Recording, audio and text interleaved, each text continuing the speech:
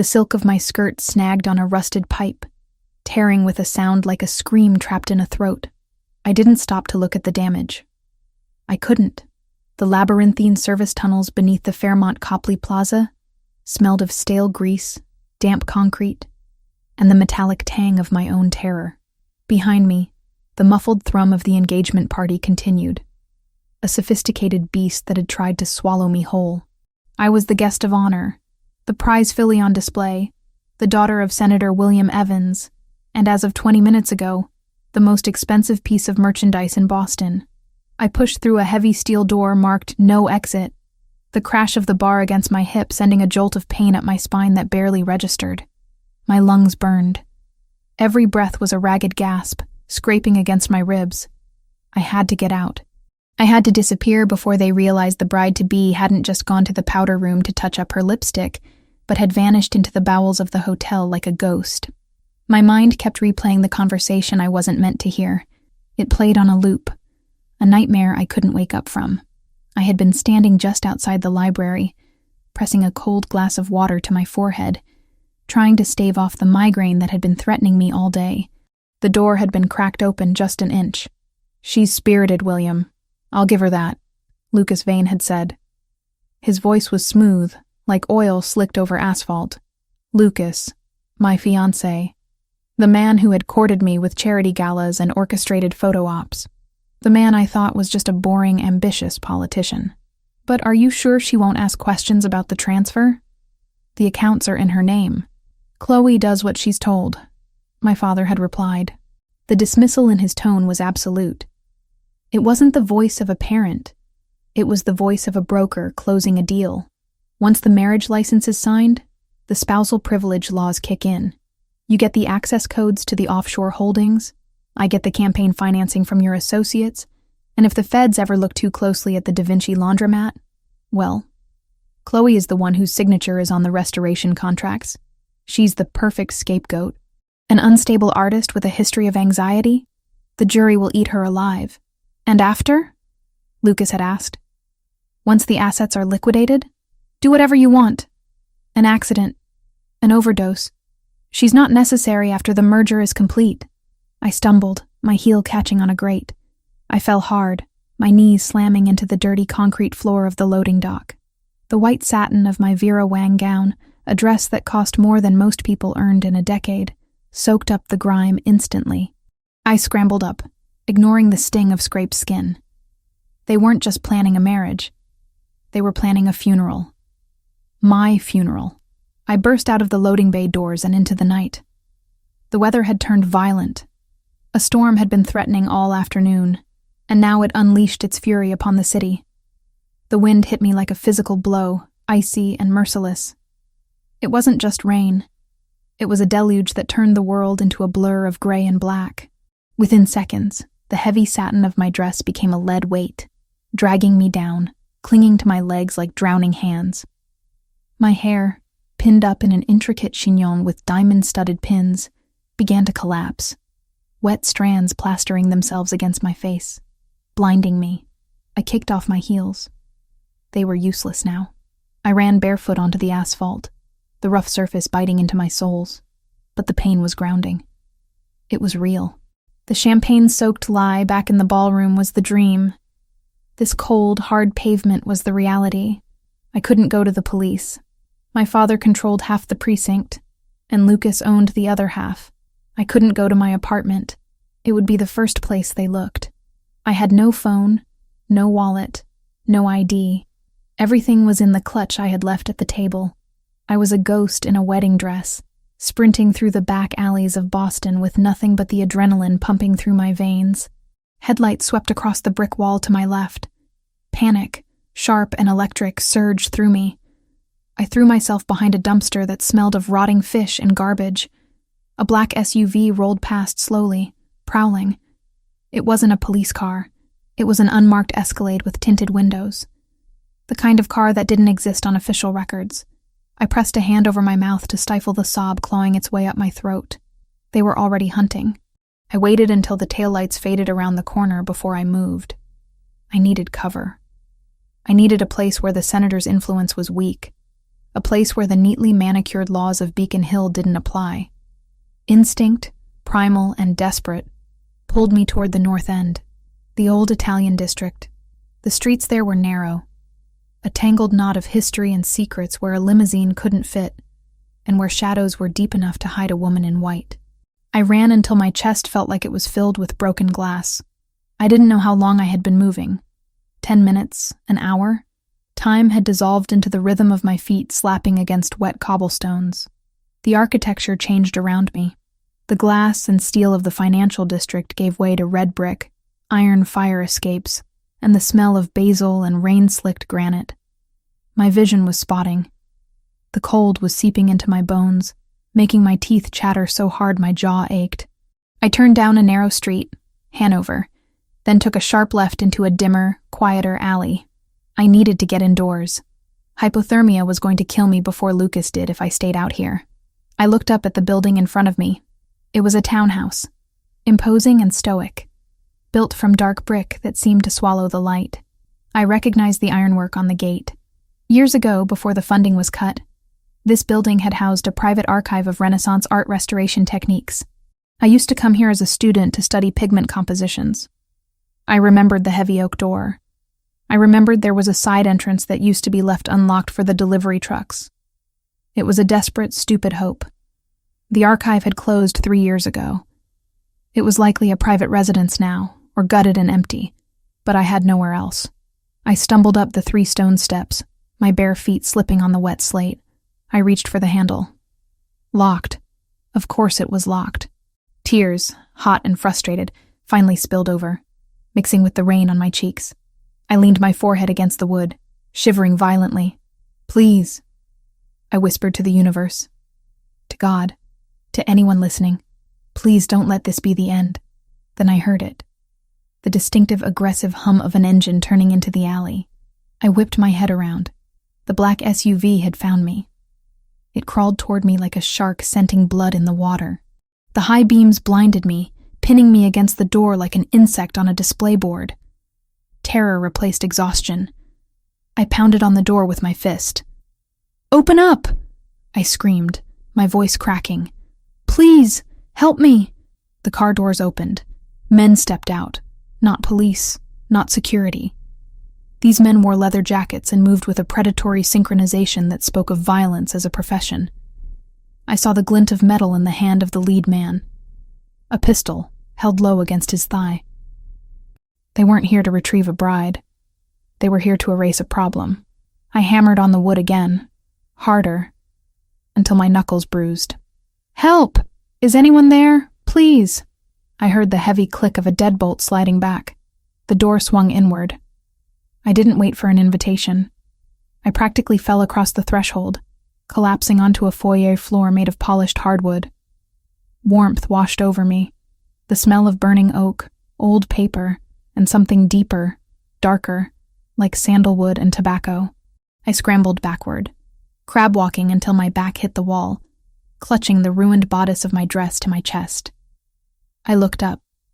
The man standing there was not the elderly archivist I remembered.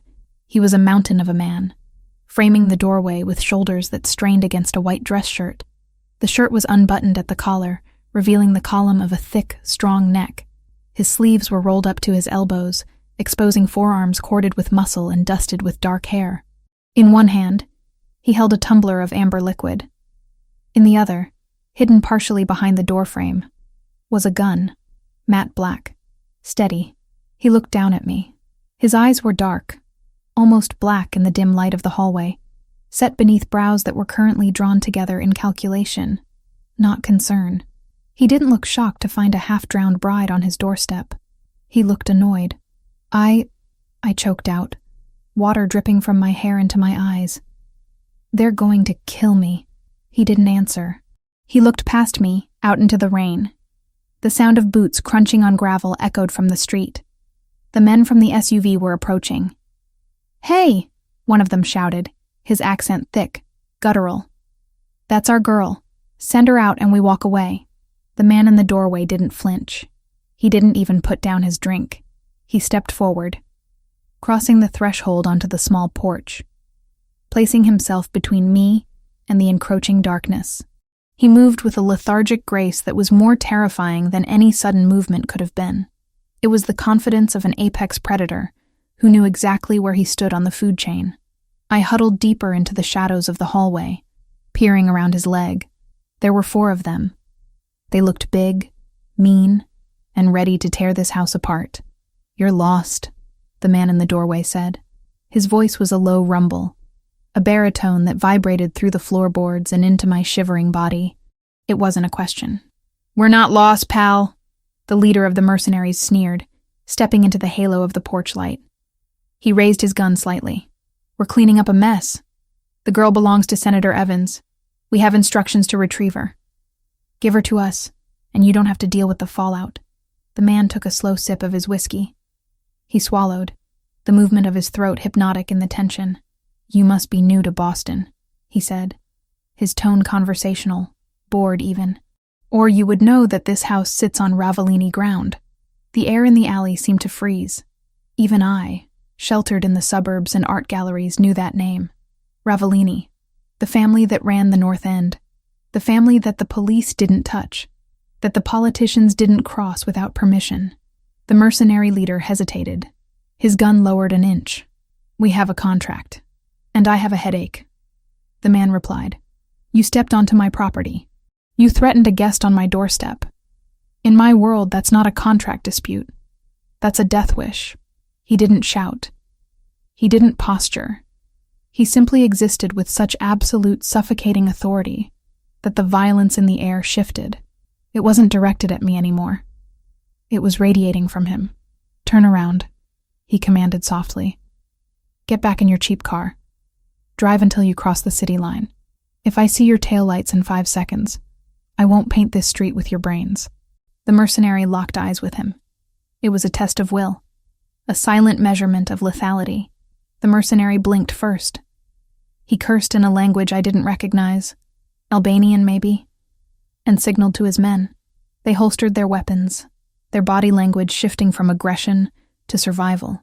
"This isn't over," the mercenary spat, backing away. "It is for you," the man said. He waited. He watched as they piled back into the SUV.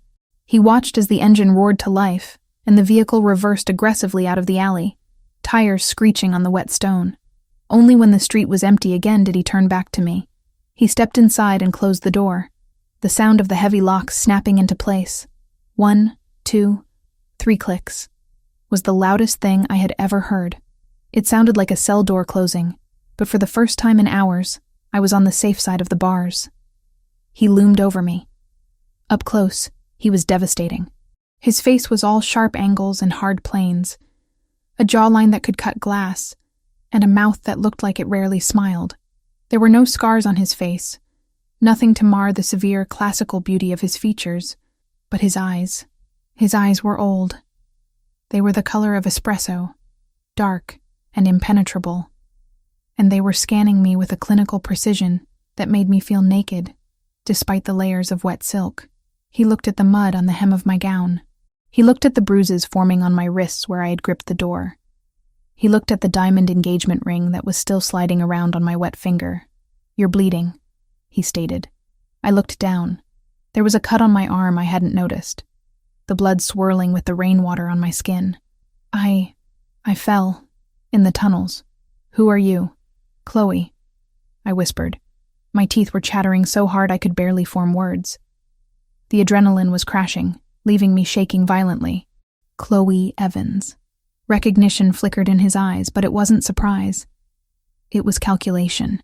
The senator's daughter, the one who was supposed to marry Lucas Vane tonight. I flinched at the name. "Please, don't call them. Don't call the police. They'll kill me. My father, he's selling me. It's a setup." He stared at me for a long moment. He could have thrown me out. He could have called my father and ransomed me back for a fortune. He was a criminal. I knew what the Ravellini family was. They were monsters. But looking at him, I didn't see a monster. I saw a fortress. He set his whiskey glass down on a side table. He didn't offer me a hand to get up.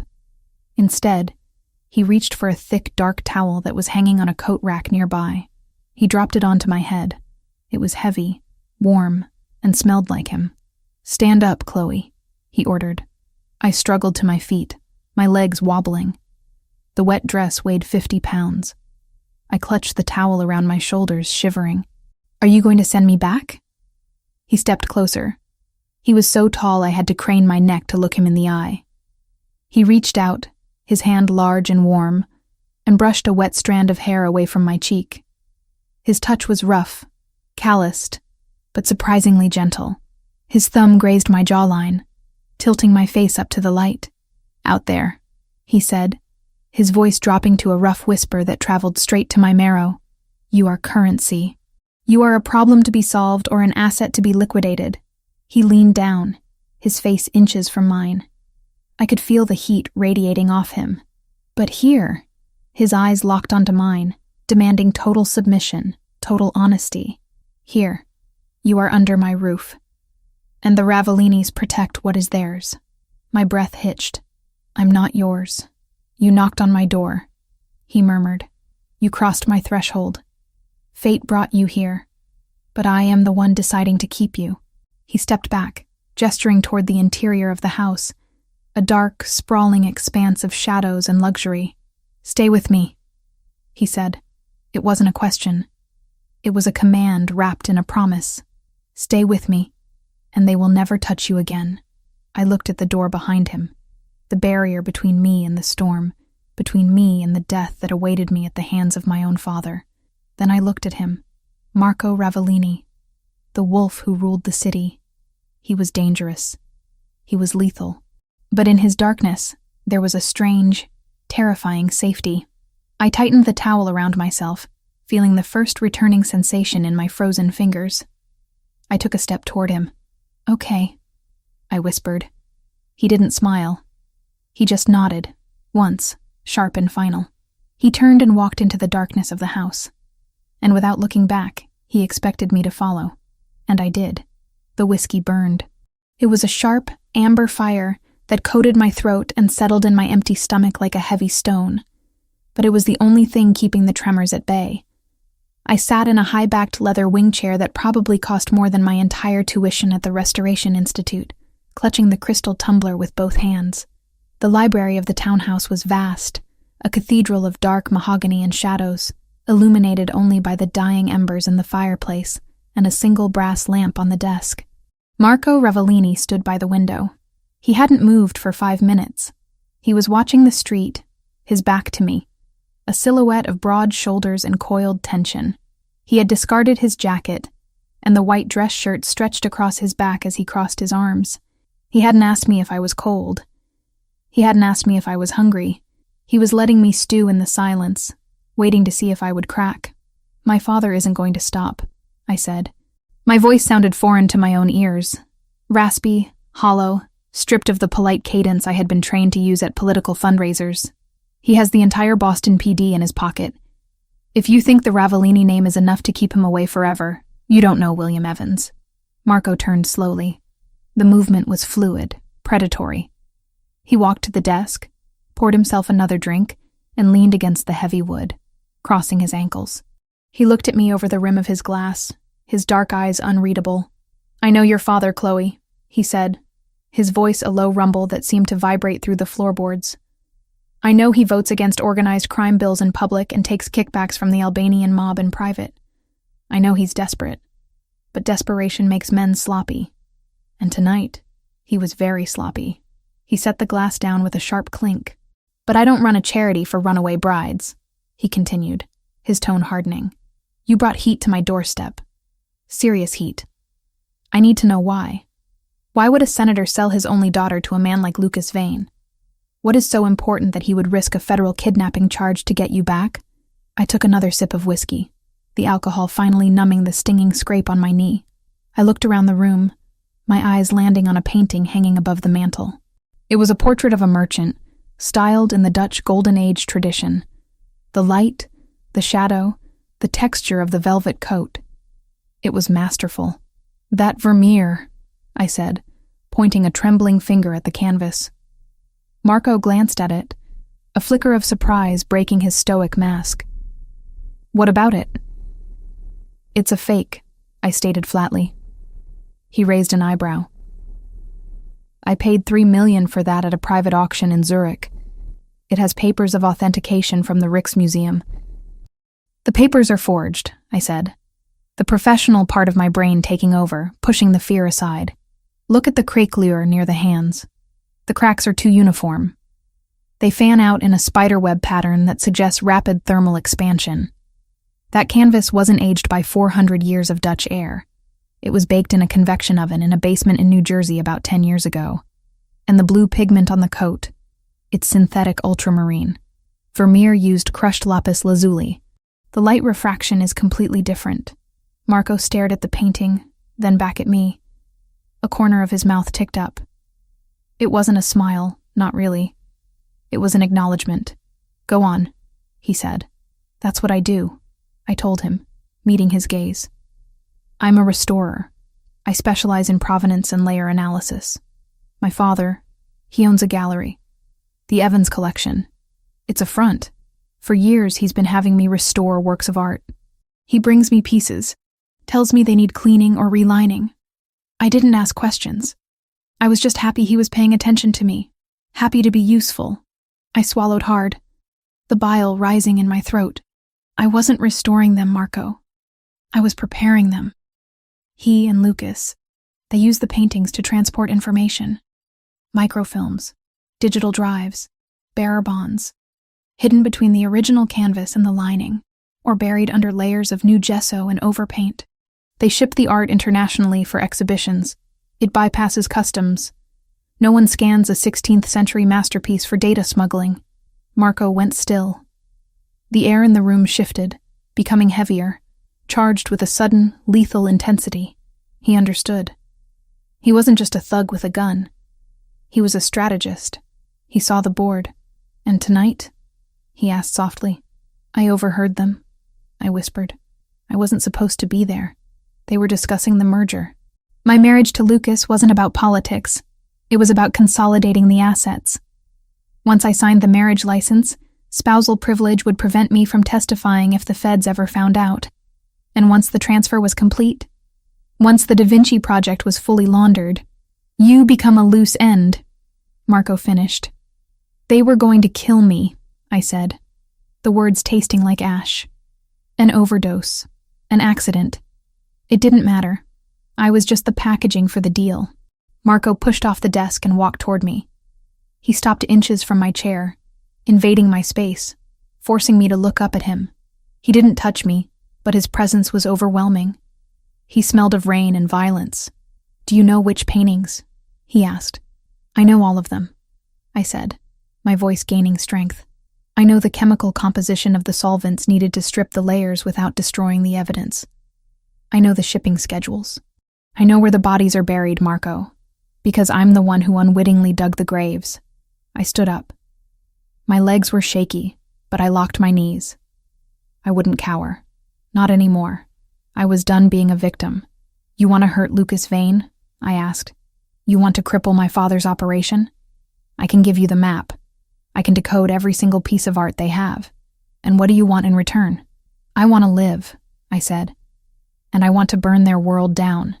Marco studied me for a long moment. He looked at my ruined dress, my wet hair, the fire in my eyes that mirrored his own. He reached out and took the empty glass from my hand, setting it aside on a bookshelf. Deal, he said. There was no contract, no handshake, just that single word, heavy with obligation. Pack your things, he said, turning toward the door. Then he paused. Wait, you don't have things. We're leaving. Now. Leaving? I asked, panic flaring again. Where? This townhouse is burned, Marco explained, checking the magazine of his pistol before sliding it back into his holster. Your father knows you're in the North End. He won't strike tonight because he's scared of a war. But by morning, he'll have a judge sign a warrant. We're going to the main estate, my territory, the only place in Massachusetts where a senator's badge means nothing. He didn't grab my arm. He didn't push me. He opened the door and waited. It was a choice. I could walk out into the rain and take my chances, or I could walk with him into the belly of the beast. I walked with him. The drive was a blur of rain-streaked windows and silence. We took a different car, a heavy armored sedan that felt more like a tank than a luxury vehicle. Marco drove with one hand on the wheel, his eyes constantly checking the mirrors. He didn't turn on the radio. He didn't try to make small talk. I sat in the passenger seat, watching the city fade away. The skyscrapers of Boston gave way to the winding, dark roads of the North Shore. I should have been terrified. I was sitting next to the capo of the Ravellini crime family, a man rumored to have killed people with his bare hands. But looking at his profile in the dashboard lights, the sharp nose, the set jaw, the focus, I felt a strange, jarring sense of calm. For the first time in my life, the person beside me wasn't trying to manipulate me. He was just guarding the perimeter. We pulled up to iron gates that were easily 12 feet high. They swung open automatically as the car approached, revealing a long, winding driveway lined with ancient oaks. The Ravellini estate wasn't a house. It was a fortress masked as a mansion. Stone walls, slate roof, security cameras blinking red in the darkness of the trees. Marco parked in front of the main entrance. Men in dark suits materialized from the shadows before the engine even cut out. They weren't the disorganized thugs my father hired. These men were disciplined. They nodded to Marco with deference. "Boss," one of them said, opening Marco's door. He glanced at me, his expression impassive. "Is this the package?" Marco stepped out and walked around to my side. He opened my door before I could reach the handle. "She is not a package, Dante. She is a guest. Alert the perimeter team. We go to condition red. No one enters or leaves without my direct verbal authorization. If you see a badge, you lock the gates. If they try to breach, you hold the line." "Understood," Dante said, his eyes widening slightly at the escalation. Marco led me inside. The foyer was breathtaking. Black and white marble floors, a double staircase, a chandelier that looked like a cascade of frozen tears. But I didn't have time to admire the architecture. "The kitchen is through there," Marco said, pointing. "Get some food. Real food, not those canapes you were starving on." "Then go to the study, second door on the left." "I'm not hungry," I lied. "You're running on adrenaline and whiskey," he corrected me. "You eat. That's an order. I need you sharp, not fainting." He didn't wait for an argument. He turned and marched up the stairs, barking orders into a cell phone he had pulled from his pocket.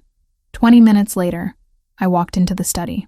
I had forced down a sandwich made by a silent, efficient housekeeper, and the sugar from the bread was finally clearing the fog in my brain. The study was the nerve center of the house. Screens covered one wall, displaying security feeds and stock market tickers. Marco was there, standing in front of a massive flat-screen television tuned to a national news network. He had changed his shirt, putting on a fresh black button-down, but he hadn't rolled down the sleeves. "Look at this," he said, his voice dangerously quiet. I looked at the screen. My stomach dropped. It was a press conference.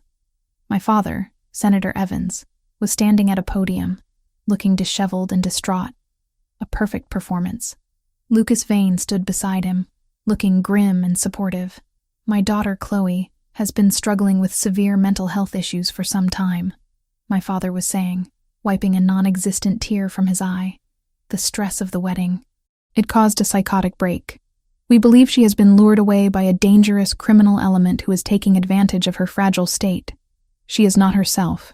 She is confused, paranoid, and in need of immediate medical attention." The camera zoomed in on Lucas. "We just want Chloe home," Lucas said, looking directly into the lens. His eyes were cold, dead sharks swimming in blue water. "Chloe, if you're watching, please, take your medication. Come home. We love you." "Lies," I hissed, my hands balling into fists. Every word. "I don't take medication. I've never had a break." "They're setting the narrative," Marco said. "They're delegitimizing anything you say before you even say it. If you go to the press now, you're just the crazy girl ranting about conspiracies." On the screen, a reporter asked a question.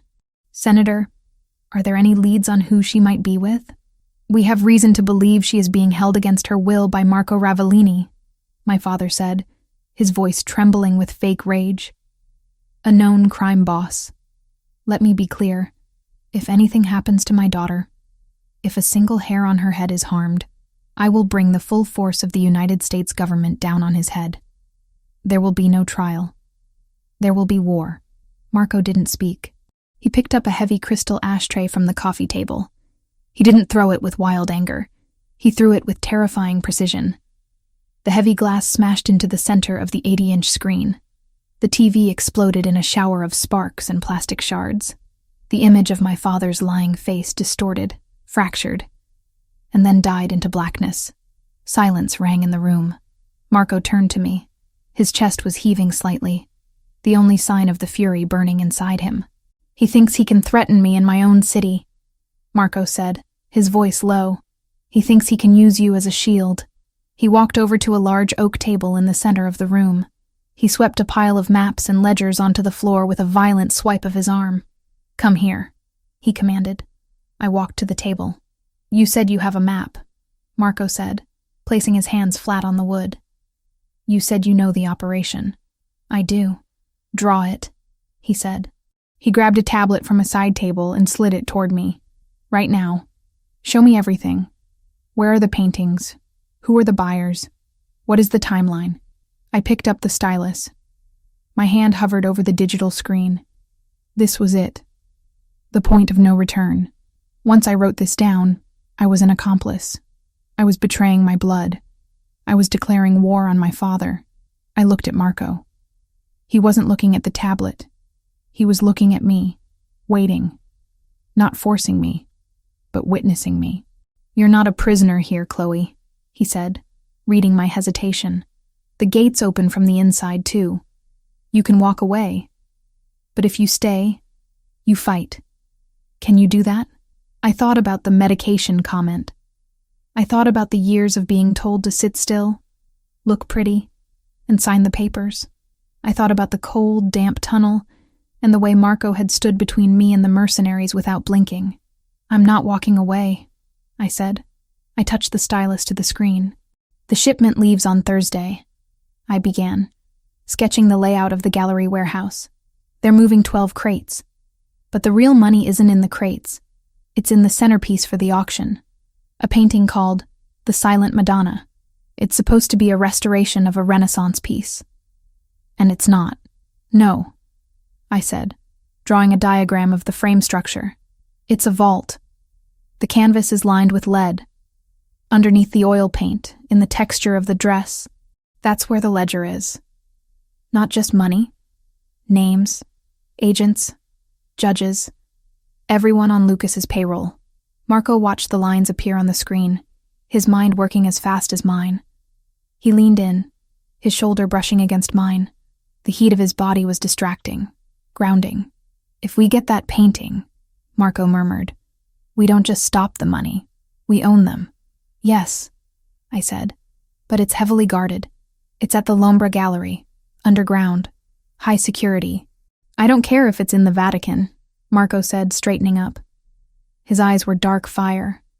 We're taking it. He looked at me, really looked at me, seeing not the ruined bride, but the architect of his victory. You need clothes, he said abruptly, the intensity shifting from war back to logistics. You can't plan a heist in a wedding dress. I don't have anything. I'll have my sister send things over in the morning. For now. He walked to a closet in the corner of the room and pulled out a black t-shirt and a pair of gray sweatpants.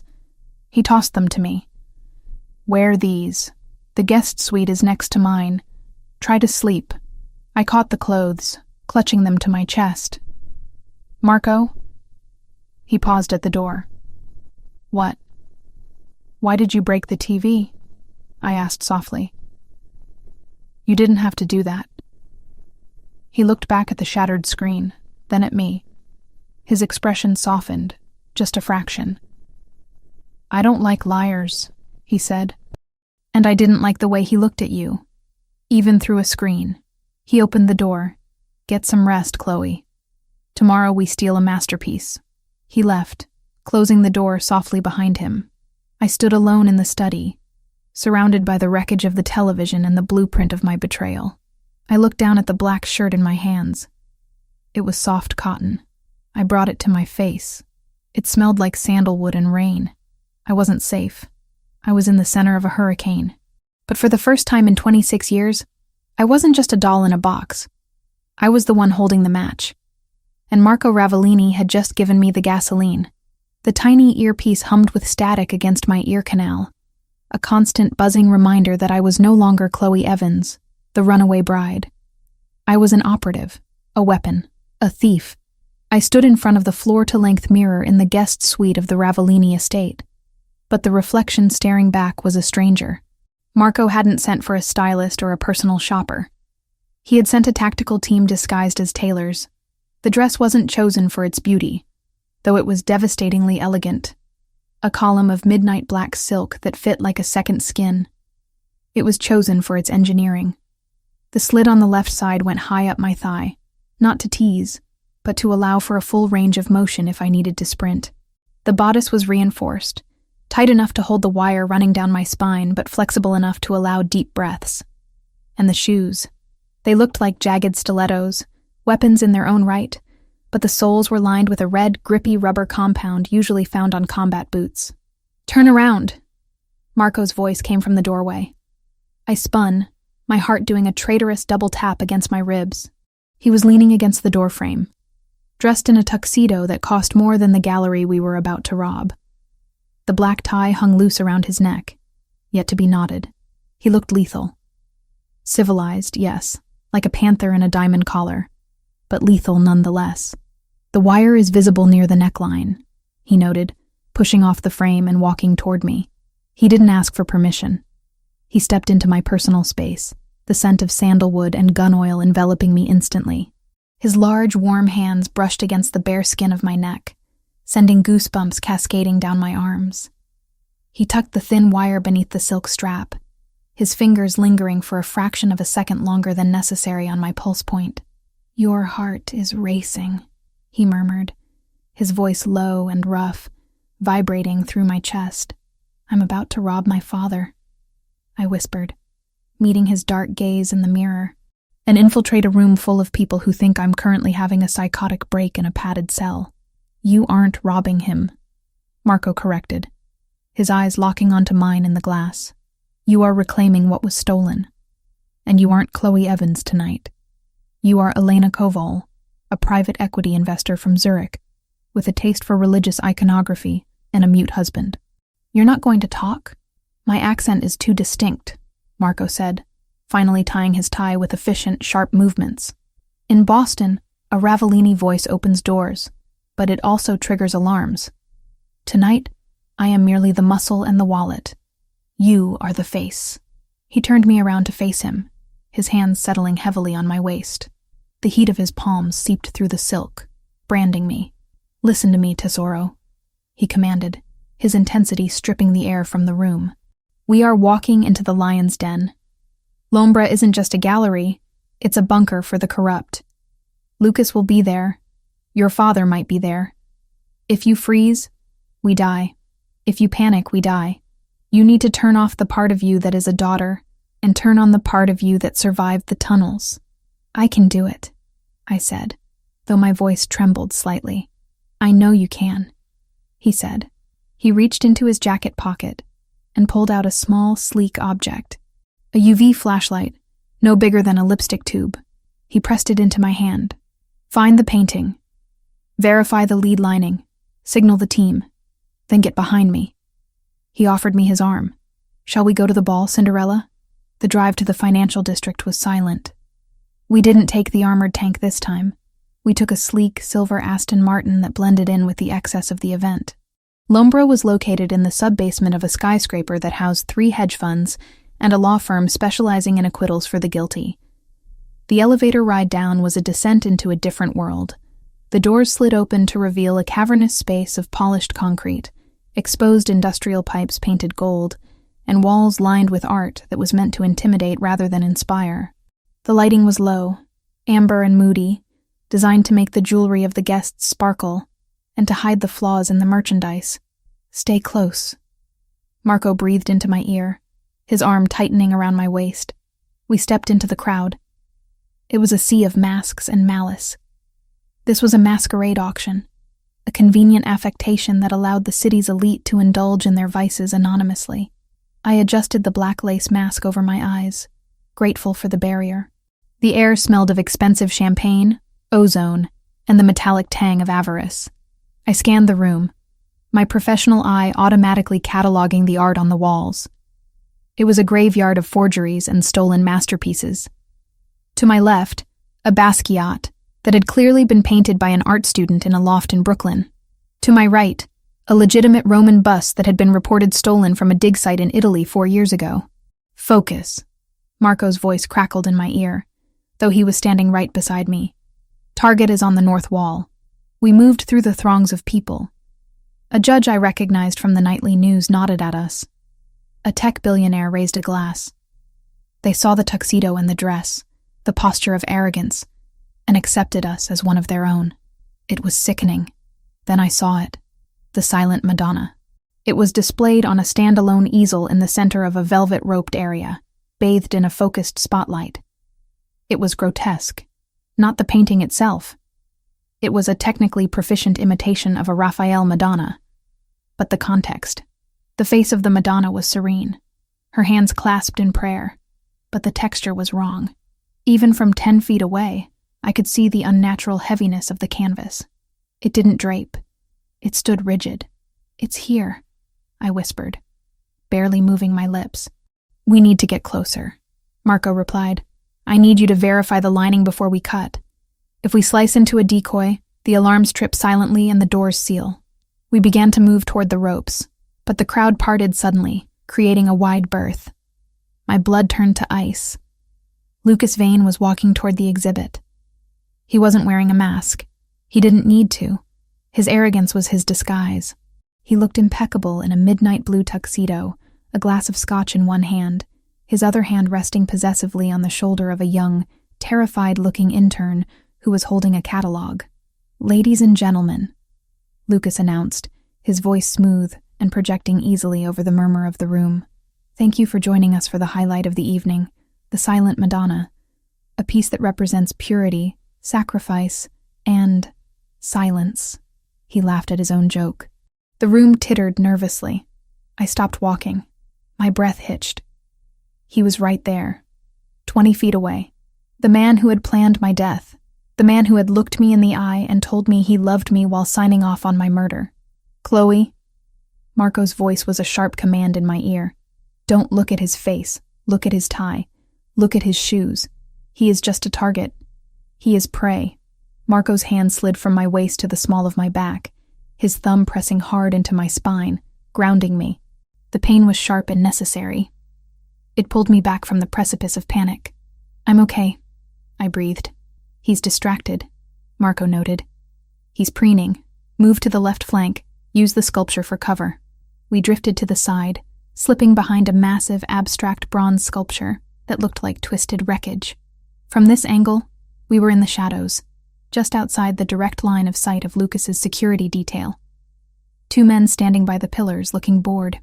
"Now," Marco said, "I'm going to create an opening. When the glass breaks, you move. You have 3 seconds to check the canvas with the UV. Do not hesitate. What are you going to do? Something clumsy." Marco detached himself from me. He moved toward a waiter carrying a tower of champagne flutes. He didn't shove the man. That would be too obvious. He simply extended his foot. A subtle, calculated trip at the exact moment the waiter turned. The result was spectacular. The waiter stumbled, the tray tipped, and 50 crystal flutes crashed onto the polished concrete floor with the sound of a shattering chandelier. The noise was deafening in the hushed gallery. Champagne sprayed onto the gown of a senator's wife. People gasped, shouted, and surged backward to avoid the glass. The security guards turned their heads. Lucas turned his head. "Go!" Marco hissed in my ear. I moved. I didn't run. I glided, crossing the distance to the velvet rope in 2 long strides. I ducked under the rope. I was now in the spotlight.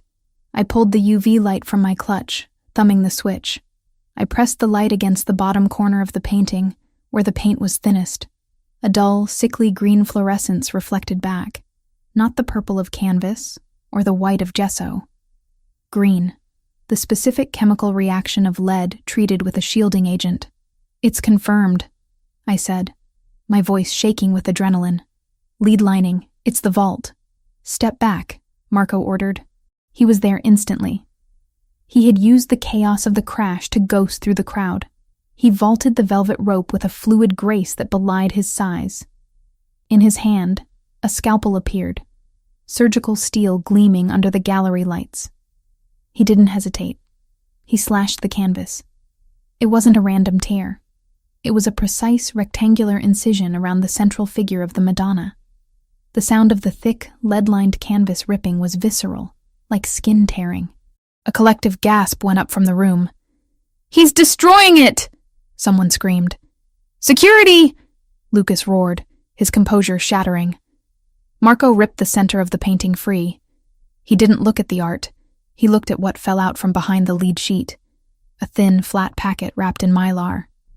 He snatched it up and shoved it into his jacket pocket. "Move." Marco grabbed my hand. The spell broke. The security guards drew their weapons, tasers and batons. Guns were too risky in a crowd of donors, and charged. "Kitchen!" Marco shouted, pulling me toward the service doors to the right of the exhibit. We sprinted. My heels slammed against the concrete, the red grip soles doing their job. We hit the double swinging doors of the kitchen just as the first taser prong whizzed past my ear, embedding itself in the doorframe with a spark. The kitchen was a labyrinth of stainless steel, steam, and shouting chefs. We burst through, startling a line of cooks plating appetizers. "Out of the way!" Marco roared, his voice booming over the clatter of pots. We wove through the prep stations. The exit was at the far end, past the dishwashing pit. But as we rounded the corner, the rear exit door burst open. 2 men in suits blocked the way. These weren't gallery security. These were professionals. Evan's personal detail. "Nowhere to go, Ravellini," the larger one snarled, snapping an extendable baton. Marco didn't slow down. He didn't even pause to negotiate. He released my hand. "Get the door code," he ordered me. "I'll handle the trash." I scrambled toward the keypad next to the locked loading dock door. The red light blinked mockingly. I needed a 4-digit PIN. Behind me, the sound of violence erupted. It wasn't the cinematic fighting of movies. It was brutal, ugly, and fast. I heard the crack of bone, the wet thud of a fist hitting a kidney. I glanced back for a second. Marco had ducked under the baton swing, trapped the man's arm, and used the man's own momentum to drive his face into the stainless steel counter. The man crumpled. The second guard lunged at Marco with a knife. "The code, Chloe." Marco grunted, dodging the blade by an inch. "Think, what does your father love?" My mind raced. My birthday? No, he barely remembered it. His anniversary? No. The date he was elected? Too public. Then I remembered the painting. The fake Vermeer. The date on the fake authentication papers. 1665. I punched it in. 1 to 6 to 6 to 5. Electronic buzz. Access denied. "Wrong code," I screamed. Marco caught the knife hand, twisting the guard's wrist until I heard a sickening snap. The guard screamed, dropping the weapon. Marco kicked him in the chest, sending him flying into a rack of drying pots. "Try again," Marco yelled, backing toward me, breathing hard but uninjured. "Think like him. What is his password for everything?" I closed my eyes, visualizing my father's office, his safe, his ego. It wasn't a date. It was a number. The number of votes he won by in his first landslide victory. The number he bragged about at every dinner party. 2412. I keyed it in. The light turned green. The heavy hydraulic lock hissed. "Got it." I shoved the door open. Rain and cold night air blasted into the hot kitchen. We spilled out onto the loading dock. The alley was dark, slick with oil and water. "Where's the car?" I gasped, looking around. The Aston Martin was parked blocks away. We couldn't go back to the front. "There!" Marco pointed to a nondescript gray sedan idling halfway down the alley. "Plan B." We ran for it. But the back door of the kitchen slammed open again. Lucas Vane stood there. He wasn't holding a drink anymore. He was holding a gun. A silver revolver that looked too large for his manicured hand. "Chloe!" he screamed, his voice cracking with rage. You ungrateful bitch! He raised the gun. Marco didn't dive for cover. He stepped in front of me, shielding my body with his own. He raised his own weapon, the Beretta he had pulled from his waistband. Lucas fired. The shot went wild, sparking off the brick wall 3 feet to our left. He was panicking. He wasn't a shooter. He was a politician. Marco didn't miss. He fired 2 shots. Not to kill. Too much paperwork. Too much heat for a public figure. He shot the ground in front of Lucas, sending shards of concrete flying into his shins, and then he shot the light fixture above the door, plunging the dock into darkness. Car! Now! Marco shoved me toward the driver's side of the gray sedan. Me? I yelled. I need to cover the rear. You drive. I didn't argue. I threw myself into the driver's seat. The keys were already in the ignition. I twisted them, and the engine roared to life. It was a sleeper car, shabby on the outside, modified racing engine on the inside. Marco dove into the passenger seat just as I slammed the gear shift into drive. Go, go, go! I floored it. The tires spun on the wet asphalt, smoking, then caught traction. The car fishtailed violently, missing a dumpster by inches, and shot out of the alley onto the main street.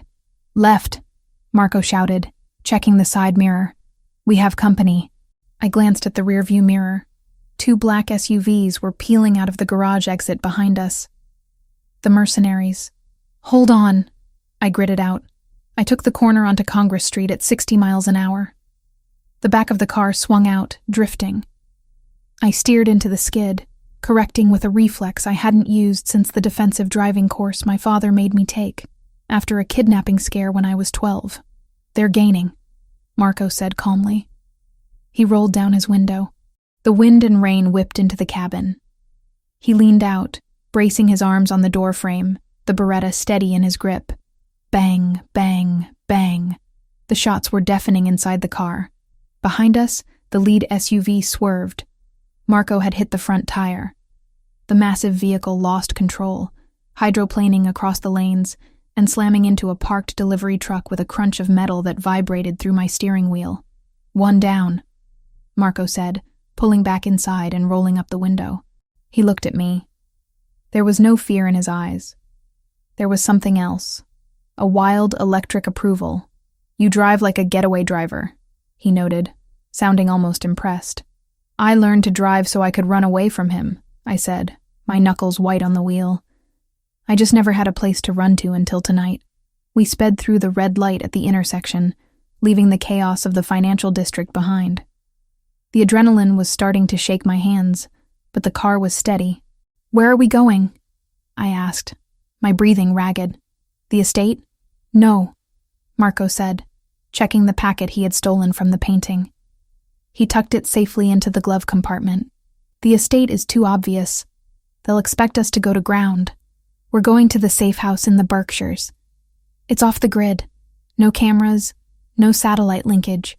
He reached over and placed his hand on my thigh, his thumb rubbing soothing circles against the tense muscle. The touch was grounding, pulling me back from the edge of hysteria. You did good, Chloe, he said quietly. You didn't freeze. I wanted to, I admitted. When I saw him, when I saw Lucas, I wanted to throw up. But you didn't, Marco said. You acted. That's the difference between a victim and a survivor. I looked at him for a split second, before turning my eyes back to the rain-slicked road. He was right. I had walked into the lion's den.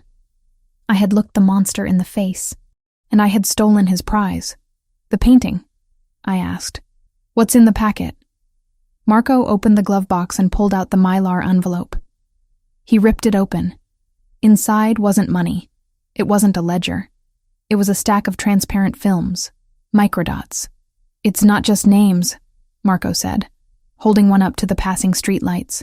These are schematics, blueprints. For what? For a building, Marco said, his voice turning ice cold. A federal building. Chloe, they aren't just laundering money. They're selling infrastructure vulnerabilities to foreign cells. This isn't corruption. This is treason. The weight of what we had just done settled over us. We hadn't just robbed a gallery. We had just intercepted an act of war. They won't stop hunting us now, I whispered. They can't. Good, Marco said, racking the slide of his empty gun to reload a fresh magazine. Because I'm tired of running. He looked at me, his eyes dark and promising violence. Let them come, he said. We'll be waiting. I pressed the accelerator harder, the engine growling in response. The city lights faded into the rearview mirror, replaced by the encroaching darkness of the highway. I wasn't the senator's daughter anymore. I wasn't the runaway bride. I was the driver of the getaway car, and for the first time in my life, I was choosing the direction. The gray sedan crunched over gravel and dead leaves, the headlights cutting through the relentless curtain of rain that had followed us all the way from Boston to the Berkshires. We were miles from civilization, deep in a forest that felt ancient and indifferent to the violence we had just escaped. The safe house wasn't a cabin. It was a bunker dressed up in cedar and stone, squatting low against the earth as if trying to hide from the sky itself. Marco killed the engine. The silence that followed was heavy, ringing in my ears after hours of the roaring engine and the phantom echo of gunshots. We're clear, he said, his voice rougher than usual. I looked over at him in the dim light of the dashboard. He was gripping the steering wheel so hard his knuckles were white. But it wasn't anger. It was pain. His left arm was held rigid against his side, and a dark stain was spreading across the sleeve of his tuxedo jacket, turning the expensive fabric slick and black. You're losing blood, I said, my voice snapping into the clinical tone I used when assessing a damaged canvas.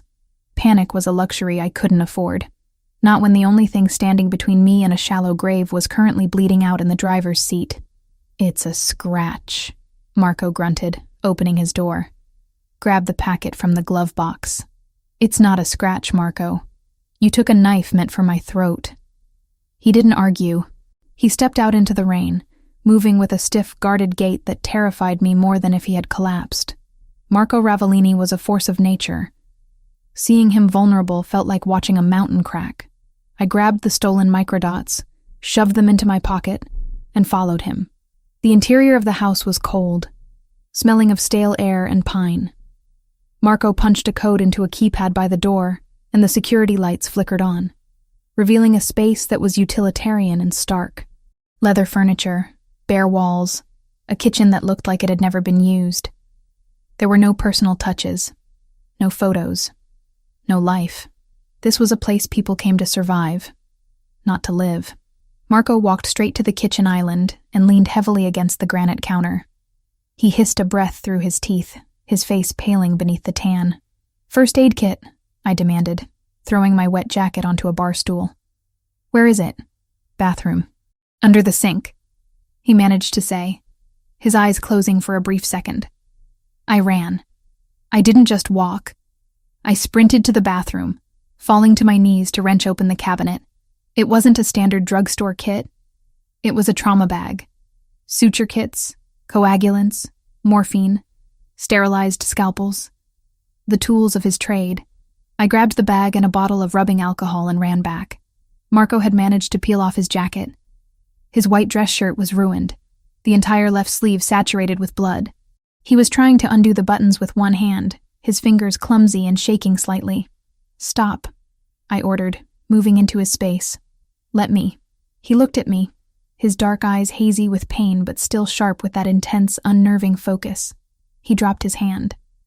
I stepped between his legs, my fingers working quickly to undo the buttons. I peeled the wet, bloody cotton away from his skin, wincing as the fabric stuck to the wound. The gash was ugly, a jagged slice running 4 inches down his bicep, deep enough that I could see the red rawness of the muscle beneath the subcutaneous layer. It was bleeding sluggishly now, but it was wide and angry. This needs stitches, I said, examining it with the same detachment I used for a torn Renaissance tapestry, and it needs to be cleaned. It's going to hurt. Do it, Marco said. He gripped the edge of the granite counter with his good hand, his biceps flexing as he braced himself. I washed my hands, snapped on a pair of latex gloves from the kit, and poured the alcohol over the wound. Marco didn't scream. He didn't even groan. His jaw clamped shut so hard I saw a muscle feather in his cheek, and a sharp intake of breath hissed through his nose. His body went rigid, hard as stone against my hip, but he didn't pull away. "Breathe," I whispered, dabbing the wound with sterile gauze. "You have to breathe, Marco." "I'm fine," he ground out. "You're a terrible liar." I threaded the suture needle. My hands, which had been trembling on the steering wheel an hour ago, were now perfectly steady. This was mechanics. This was repair. I knew how to stitch canvas to hold for centuries. Skin wasn't so different. "I need you to stay still. If you move, the scarring will be worse." "I don't care about scars," he murmured, watching my face instead of his arm. "I do," I said softly. "I spend my life removing them from things that are beautiful. I pierce the skin." He flinched. Just a microscopic tremor, but held his ground. I worked methodically, tying off each knot with precision. The silence in the room was intimate, heavy with the sound of the rain drumming on the roof and our synchronized breathing. "Why do you do this?" I asked, needing to fill the silence, needing to distract him from the needle sliding through his flesh. "The crime, the violence. You aren't like the thugs my father hires. You're educated. You have an eye for art. You could have been anything." Marco watched my hands. "I wasn't the heir," he said, his voice straining as I tightened a stitch. "My brother, Santino, he was the golden child. He was being groomed to take over, to legitimize the family. I was the spare. I went to university. I studied architecture." I looked up, surprised. "Architecture?" "I wanted to build things," he said, a ghost of a smile touching his lips, bitter and fleeting. "Structures that lasted. Things that couldn't be corrupted." "What happened?" "Santino was soft," Marco said, his face hardening. "He thought he could negotiate with wolves like the Albanians. He thought honor meant something to them. They killed him 6 years ago. My father, he broke. He couldn't lead. Someone had to step in. Someone had to burn the wolves to keep the pack safe. I tied off the final stitch and snipped the thread. So you became the monster to fight the monsters." "I became what was necessary," he corrected. He looked at the neat row of black sutures on his arm. "Just like you became the perfect daughter to survive the senator." I stripped off the gloves and threw them in the trash. I poured whiskey onto a clean cloth and wiped the blood from around the wound, my touch gentler now that the work was done. "I wasn't a daughter," I said, my voice quiet. "I was an asset, a portfolio. My father didn't see me. He saw a merger opportunity. He saw a way to hide his sins." Marco reached out with his good hand. He caught my chin, tilting my face up until I was forced to look at him. The intensity in his eyes burned away the cold of the room. "I see you," he said. The air left my lungs. It wasn't a line. It wasn't a manipulation. It was a fact, stated with the same absolute certainty he used when he ordered men to die. "You didn't flinch in the gallery," he murmured, his thumb brushing over my lower lip. "You drove through a firefight. You just sewed me up without shaking. You aren't an asset, Chloe. You're a weapon he didn't know how to wield." "Marco, he wanted to sell you," he growled, the anger vibrating in his chest. "He wanted to give you to a man like Lucas Vane, who would have broken you just to see the pieces shine. The thought of him touching you, of anyone touching you." He didn't finish the sentence. He didn't have to. He pulled me closer, his hand sliding into the wet hair at the nape of my neck. The distance between us vanished. The smell of him, antiseptic, blood, sandalwood, and raw male heat, flooded my senses. My hands found purchase on his bare chest. His skin was fever hot. I could feel the heavy, powerful beat of his heart against my palms. "I'm not afraid of you," I whispered, the realization crashing over me. I should have been. He was a killer. He was dangerous, but he was the only thing in the world that felt solid.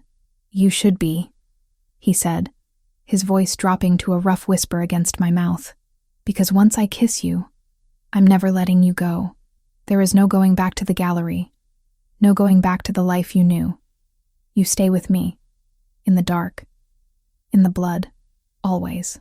I don't want to go back," I breathed. "I want to stay." He didn't wait. He crushed his mouth to mine. It wasn't a gentle kiss.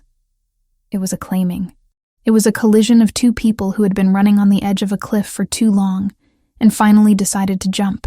He tasted of whiskey and danger. His tongue swept into my mouth. Demanding, taking, possessing.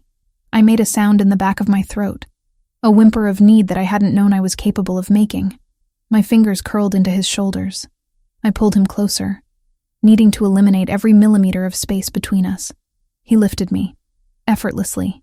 Despite the wound, despite the blood loss, he hoisted me up onto the granite island. He stepped between my thighs, pressing his hips against mine, the hard ridge of his desire undeniable against the thin fabric of my sweatpants. Mia Regina.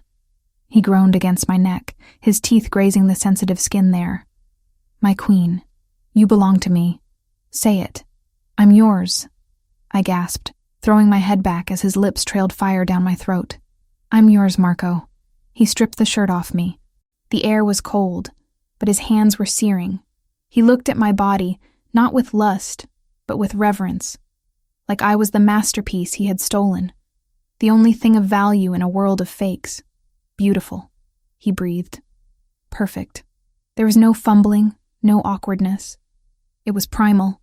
When he entered me, I felt it in my soul. It was a grounding, an anchoring. The storm outside raged, wind battering the windows, but in that kitchen, on that cold granite counter, I was burning. We moved together in a rhythm that was frantic and desperate, a reaffirmation of life in the face of the death we had narrowly escaped. Every touch was a promise. Every kiss was a seal. I wrapped my legs around him, pulling him deeper, wanting to absorb his strength, his darkness. I wanted him to mark me, to change me, so that no matter what happened tomorrow, I would never be the same again. When the end came, it shattered me. I cried out his name, my body bowing off the counter, burying my face in the crook of his neck. He followed me seconds later, a guttural roar tearing from his throat as he poured himself into me. We stayed like that for a long time, tangled together, breathing hard, his forehead resting against mine. The adrenaline had faded, replaced by a heavy, languid exhaustion. But the fear was gone. I wasn't alone anymore. Eventually, Marco pulled back. He kissed my swollen lips, then my forehead. He didn't pull away emotionally. He just adjusted my shirt, covering me with a tenderness that made my chest ache. "Are you okay?" he asked, his voice rasping. "Yes," I said, and I meant it. He hopped off the counter and helped me down. His arm was bleeding again, a small spot of red blooming on the gauze, but he ignored it. "We need to see what we have," he said, the soldier returning to duty, but he kept his hand on my lower back, keeping me connected to him.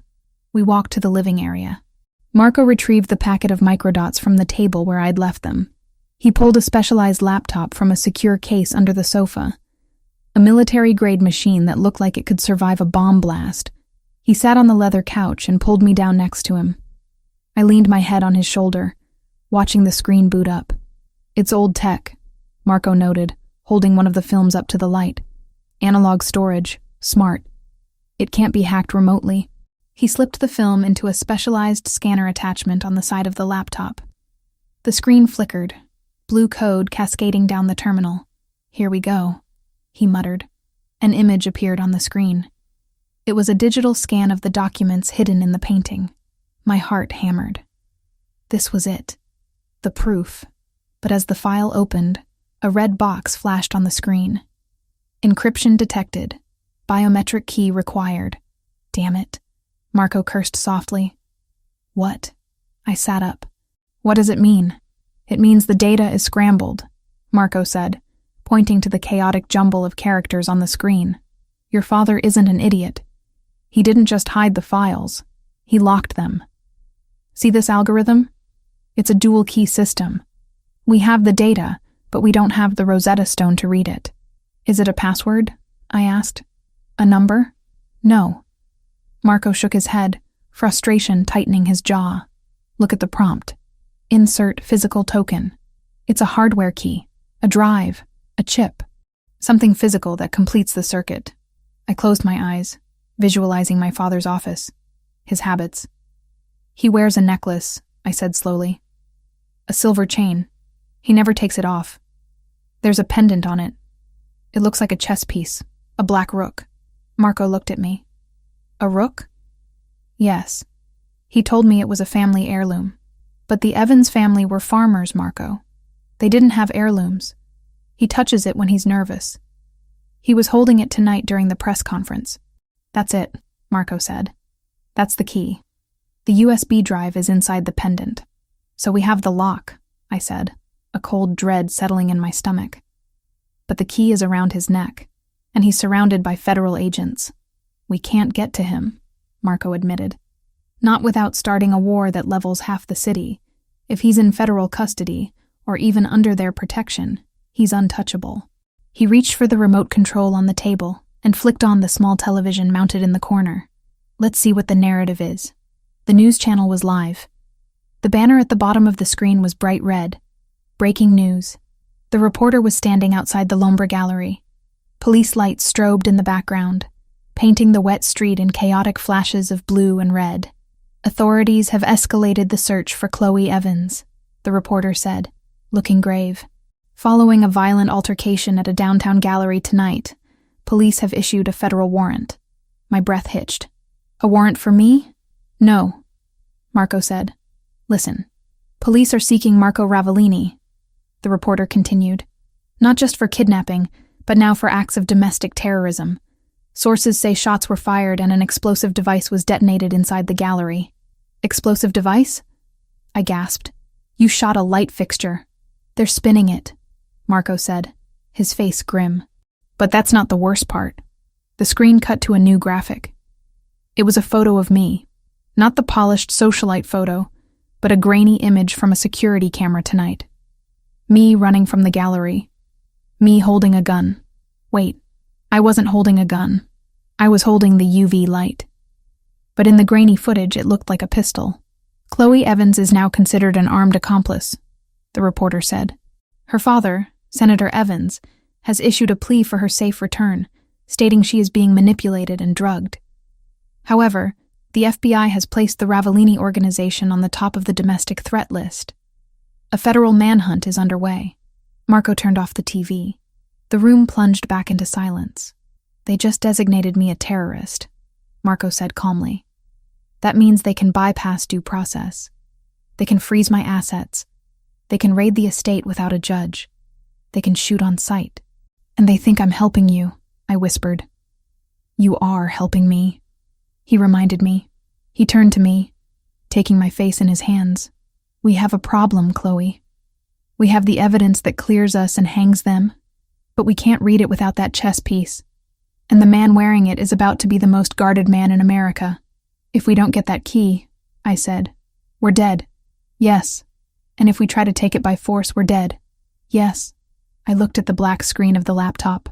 I looked at the stitches on his arm. I felt the soreness in my own body, the imprint of him still on my skin. I wasn't the scared girl in the tunnel anymore. I was the woman who had driven a getaway car. I was the woman who belonged to the Wolf of Boston. Then we don't take it by force, I said, my mind sharpening, the plan forming like a restoration strategy. We don't steal the key, Marco. Then how do we get it? I looked him in the eye.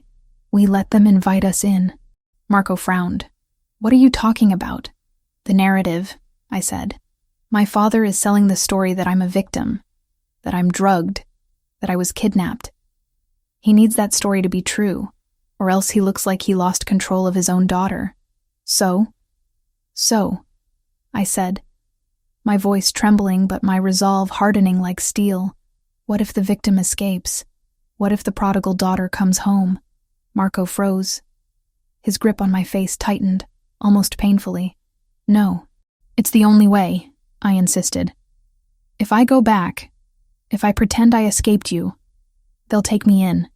They'll bring me right to him, right to the key. Absolutely not, Marco growled, pulling back. I am not sending you back to that psychopath. He'll kill you. He won't kill me before the wedding, I argued. He needs the spousal privilege. He needs me to sign the papers. I have 24 hours, Marco, maybe 48. It's suicide, Chloe. He stood up, pacing the room, the predator caged. You saw Lucas tonight. He shot at you. You think I'm going to let you walk back into his house? Do you have a better plan? I challenged him, standing up too. Because from where I'm sitting, we're trapped in the woods with a useless hard drive and the entire US government coming to kill us. If we stay here, we die together. If I go back, we have a chance to win. Marco stopped pacing. He looked at me. His eyes were wide with fear, not for himself, but for me. It was the first time I had seen true fear in him. I promised to keep you safe, he whispered. I promised you would never have to go back. I walked over to him. I placed my hand on his chest, over his heart. You are keeping me safe, I said, by helping me end this. But to do that, I have to be the bait. He covered my hand with his. If you do this, if you walk out that door, I can't protect you until the trap springs. You'll be alone. I won't be alone, I said, looking up at him, because I know you'll come for me. The rain hammered against the roof, a relentless drumbeat of war.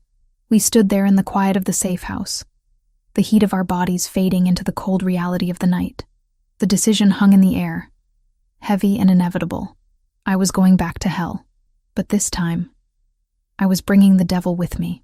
The gray light of dawn filtered through the reinforced shutters of the safe house, casting long, skeletal shadows across the floorboards. I woke up reaching for heat that wasn't there. The space beside me on the leather sofa was empty, the cushion cold to the touch. The only sound in the bunker was the hum of the air filtration system and the rhythmic tapping of keys. I sat up, pulling the thick wool blanket around my shoulders. My body ached, a dull, throbbing reminder of the adrenaline crash from the night before, compounded by a soreness that was entirely Marco's fault. I looked toward the kitchen island. Marco was standing by the security console, bathed in the blue glow of the monitors. He hadn't slept. He was still wearing the blood-stained dress pants from the gala, though he had discarded the ruined shirt. His torso was bare, wrapped in the fresh bandages I had applied, and the sight of his broad, scarred back, rigid with tension, sent a spike of anxiety straight through my chest. "What is it?" I asked, my voice raspy with sleep. He didn't turn around immediately. He stared at the screen for another second, his fingers hovering over the keyboard, before he finally swiveled to face me. His face was a mask of cold fury. "We have a problem," he said. I threw off the blanket and walked over to him, ignoring the chill in the air. On the monitor, the perimeter grid was lit up with red warning indicators. Thermal imaging showed heat signatures moving through the dense tree line surrounding the property. 6. No, 8 of them. "How?"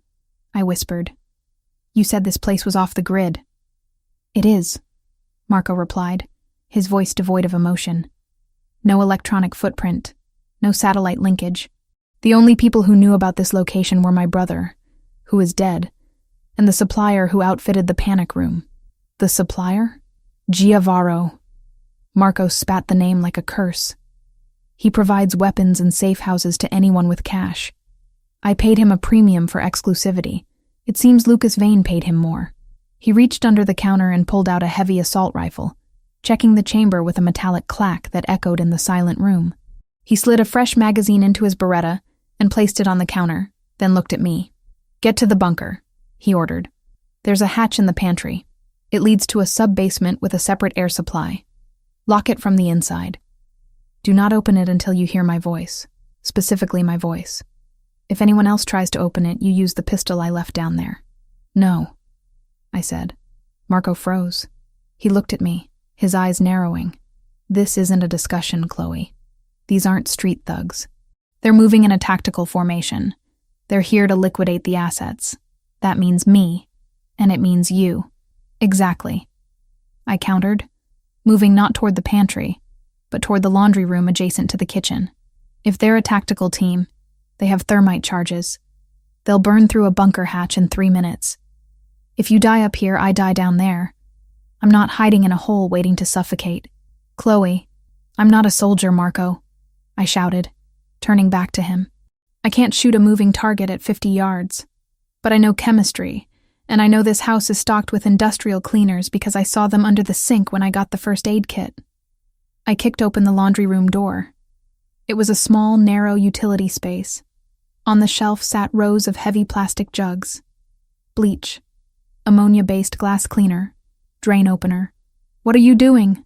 Marco demanded, stepping into the doorway, the rifle held loose in his grip.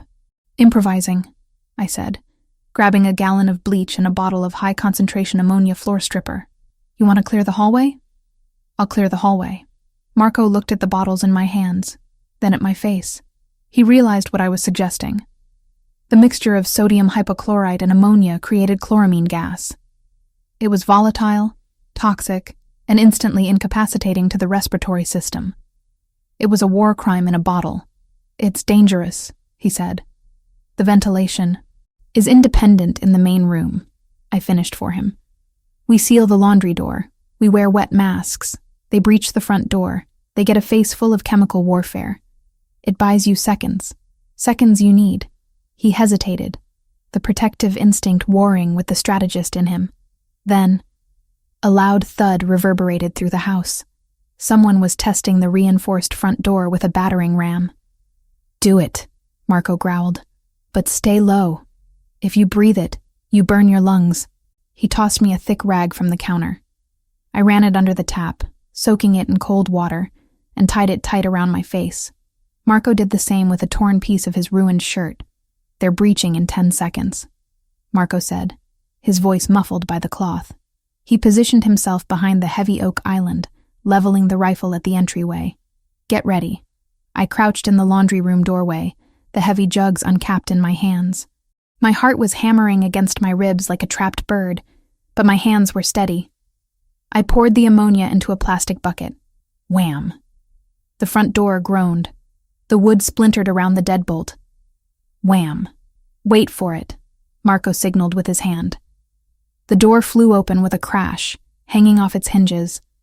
Gray morning light flooded the entryway, followed immediately by 3 black-clad figures swarming in, weapons raised. "Now!" Marco yelled. I didn't throw the bucket. I poured the bleach into the ammonia, creating an instant, violent reaction, and shoved the bucket skittering across the hardwood floor into the narrow hallway that connected the entryway to the living room. White mist erupted from the bucket like a released phantom. "Clear!" one of the mercenaries shouted, but the word turned into a gagging cough mid-syllable. The gas expanded rapidly, filling the corridor. The mercenaries, expecting gunfire, weren't ready for a chemical assault. They stumbled, clawing at their throats. The chloramine hit their mucous membranes, turning into hydrochloric acid on contact. Their eyes burned, their airways constricted. "Fire!" one of them choked out, blindly spraying bullets into the ceiling. Marco didn't hesitate. He rose from behind the island, a dark, avenging angel in the haze. The rifle in his hands barked, controlled precise bursts of fire. Pop, pop, pop, pop. The first 2 men dropped before they could even level their weapons. The third tried to retreat, stumbling back out the door, retching violently. "Stay down," Marco commanded me, moving forward. He didn't run into the gas. He skirted the edge of the living room, using the ventilation currents to his advantage. He moved to the side window, smashed the glass with the butt of his rifle, and engaged the targets outside who were still trying to figure out why their breach team was screaming. I stayed pressed against the washing machine, eyes squeezed shut. The wet rag pressed hard against my nose and mouth. The smell was acrid, piercing even through the water. The scent of a swimming pool on fire. Gunfire erupted from the yard, shattering the remaining windows. Shards of glass rained down on the leather sofa where we had slept. Marco was a blur of motion, firing, ducking, relocating. He wasn't fighting like a gangster. He was fighting like special forces. Efficient. Brutal. I heard a scream from outside. Then silence. Then the sound of a heavy body hitting the floorboards inside the house. "Clear!" Marco's voice came, rough and coughing. I scrambled up, keeping the mask on. The gas was dissipating, pulled out by the broken door and windows, but the air still stung. Marco was standing over a man in the entryway. The mercenary was alive, clutching a bleeding shoulder, his mask torn off, his face red and blistering from the fumes. Marco kicked the man's gun away and planted a heavy boot on his chest. "Who sent you?" Marco asked. His tone wasn't angry. It was terrifyingly conversational. The man wheezed, pink froth bubbling at his lips. "Go to hell." Marco leaned down and pressed his thumb directly into the bullet wound in the man's shoulder. The mercenary shrieked, a high, thin sound that cut through the ringing in my ears. "I'm already there," Marco said. "I'm the landlord. Now, I'll ask you one more time before I decide to let you choke on your own blood. Who sent you?" "Vane," the man gasped. "Vane and the senator." "We know that," Marco said, applying more pressure. "Tell me something I don't know. Why hit us now? Why not wait for the warrant? The timeline." The man choked out, tears streaming from his chemically burned eyes. They moved it up. I stepped forward, lowering my mask slightly as the air cleared. "Moved what up?" The mercenary looked at me, then at Marco. He realized he was dying anyway.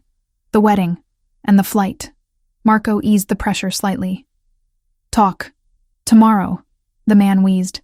"The wedding is tomorrow morning. 10 a.m., St. Paul's. Immediately after the ceremony, the senator is boarding a private jet to Montenegro." "Montenegro," Marco repeated, looking at me. "Non-extradition treaty." "He's running," I whispered, the reality crashing down on me heavier than the roof. "He's not just laundering the money. He's cashing out. He's taking the key and leaving the country." "The key?" Marco demanded of the man on the floor. "Where is it?" "On him." The mercenary spat.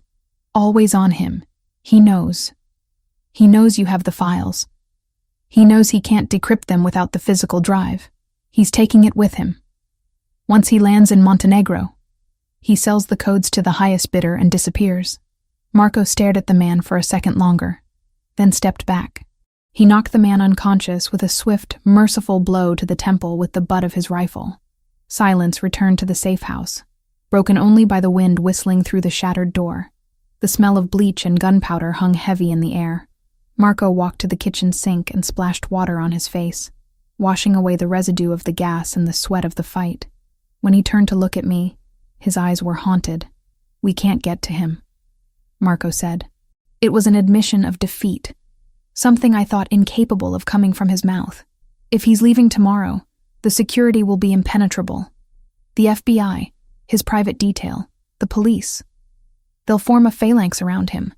We can't hit a moving motorcade, and we can't storm a cathedral. We lose," I said, my voice hollow. "If he gets on that plane, the evidence is locked forever. We stay fugitives. You lose your empire. I spend the rest of my life looking over my shoulder." "We survive," Marco corrected. "We have money and accounts they can't touch. We go to Europe, Asia. We disappear. That's not living, Marco.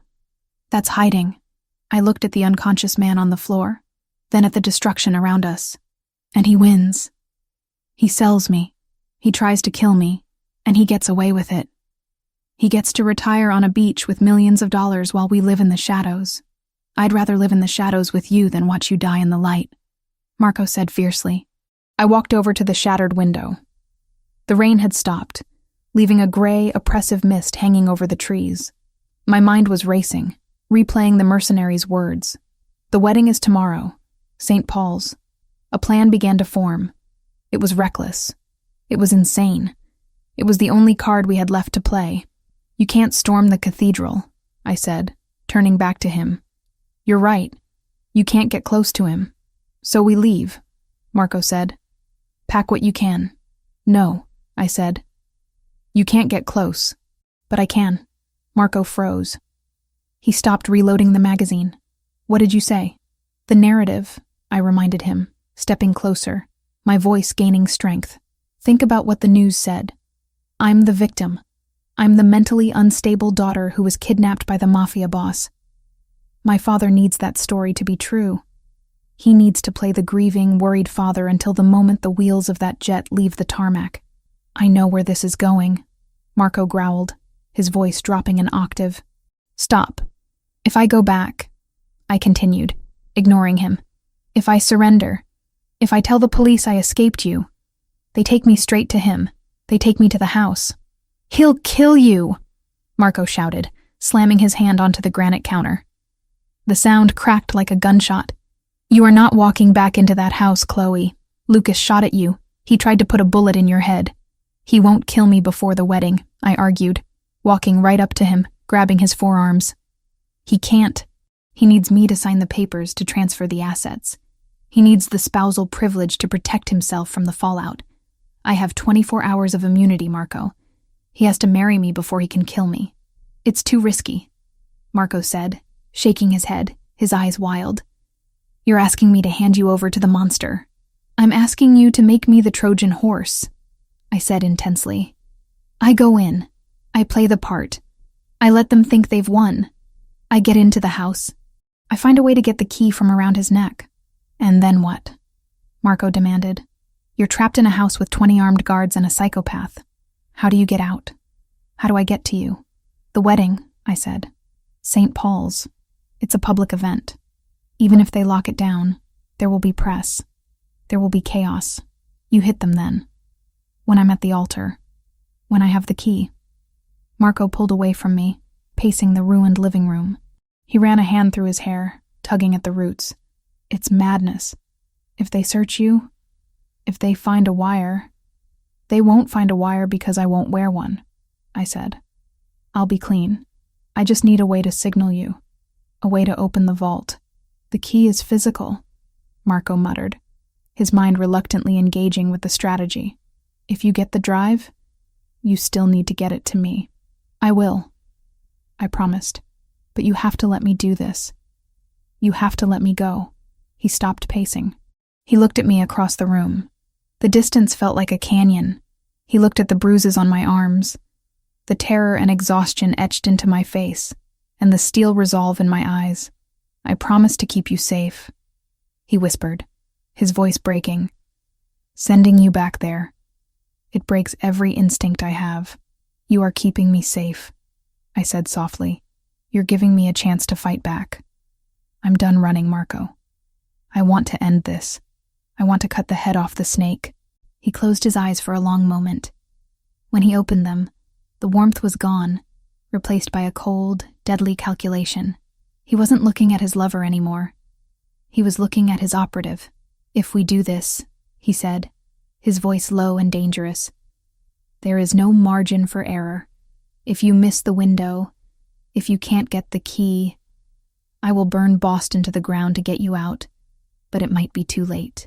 "I won't miss," I said.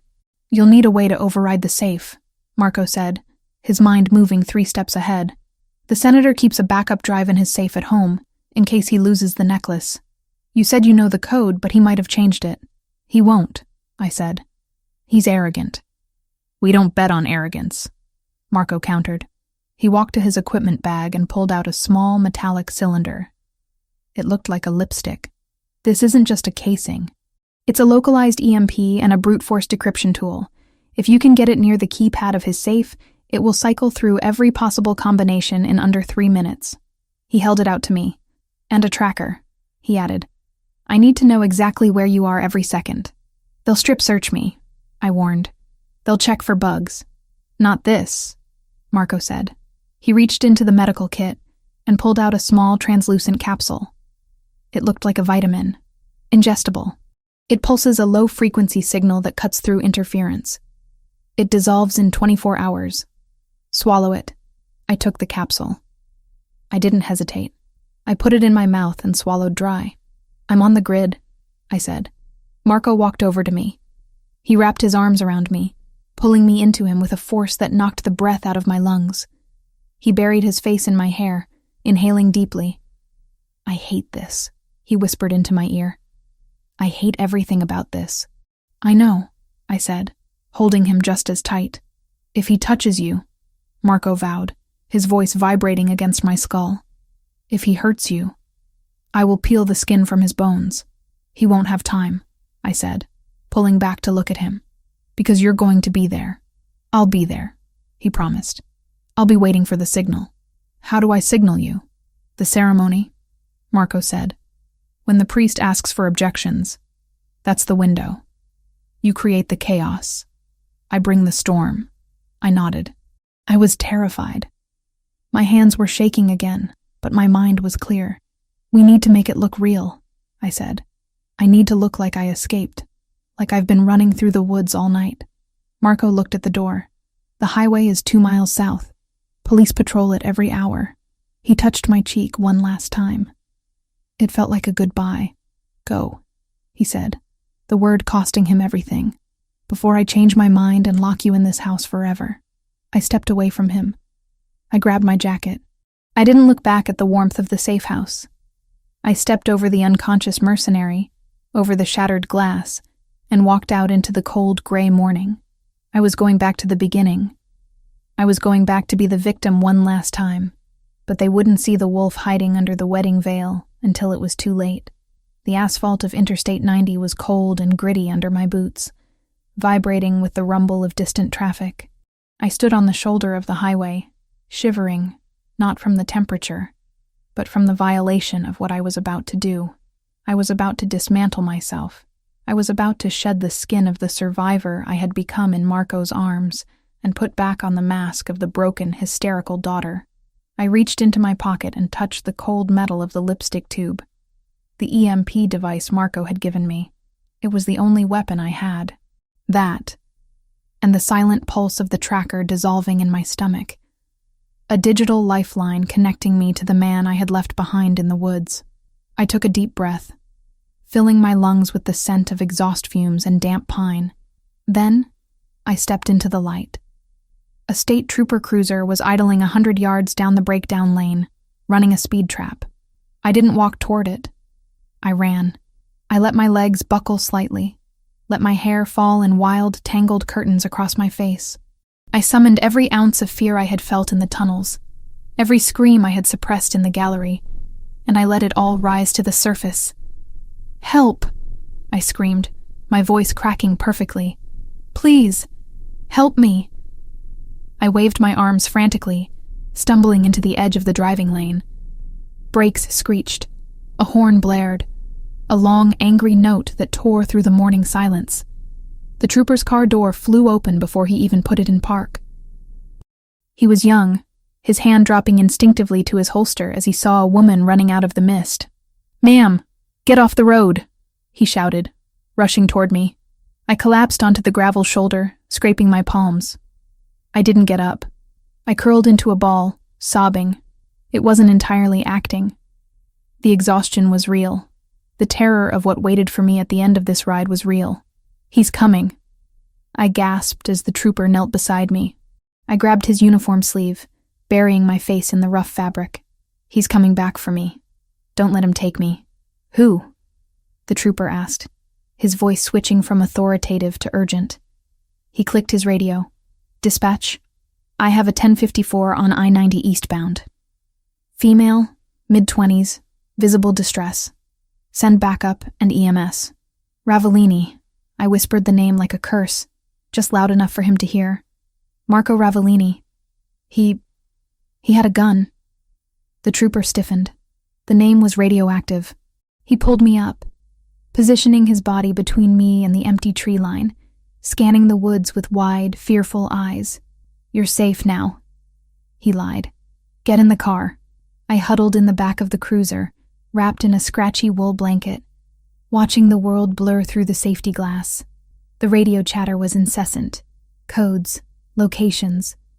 The mention of Senator Evans' daughter sent a shockwave through the dispatch channels. Within 10 minutes, 3 more cruisers and an unmarked black sedan had boxed us in. They didn't take me to a hospital. They didn't take me to a police station. The convoy drove straight to the airfield, bypassing the usual protocols. The authority of the United States Senate, it seemed, superseded the need for a triage nurse. When the car finally stopped, we weren't at a precinct. We were at the gated entrance of the Evans estate in Brookline. The iron gates, which usually stood as a monument to old money and exclusion, swung open to swallow me whole. My stomach twisted. I wasn't returning home. I was returning to the crime scene. The cruiser stopped at the portico. Before the trooper could open my door, it was yanked open from the outside. My father stood there. Senator William Evans looked impeccable, as always. Navy suit, silver hair perfectly coiffed. the American flag pin glinting on his lapel. To the cameras that I knew were lurking beyond the perimeter, he looked like a worried patriarch. To me, he looked like a butcher inspecting a shipment that had fallen off the truck. "Chloe," he said. There was no relief in his voice, only possession.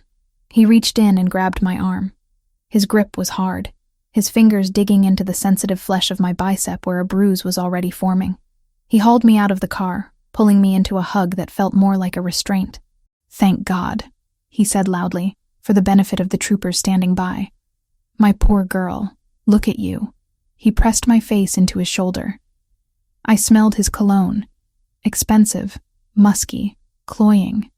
It was the scent of my childhood fear. I tried to get away. I sobbed into his jacket, playing my part. I ran all night. "Shh," he hissed in my ear, his voice dropping to a venomous whisper that only I could hear.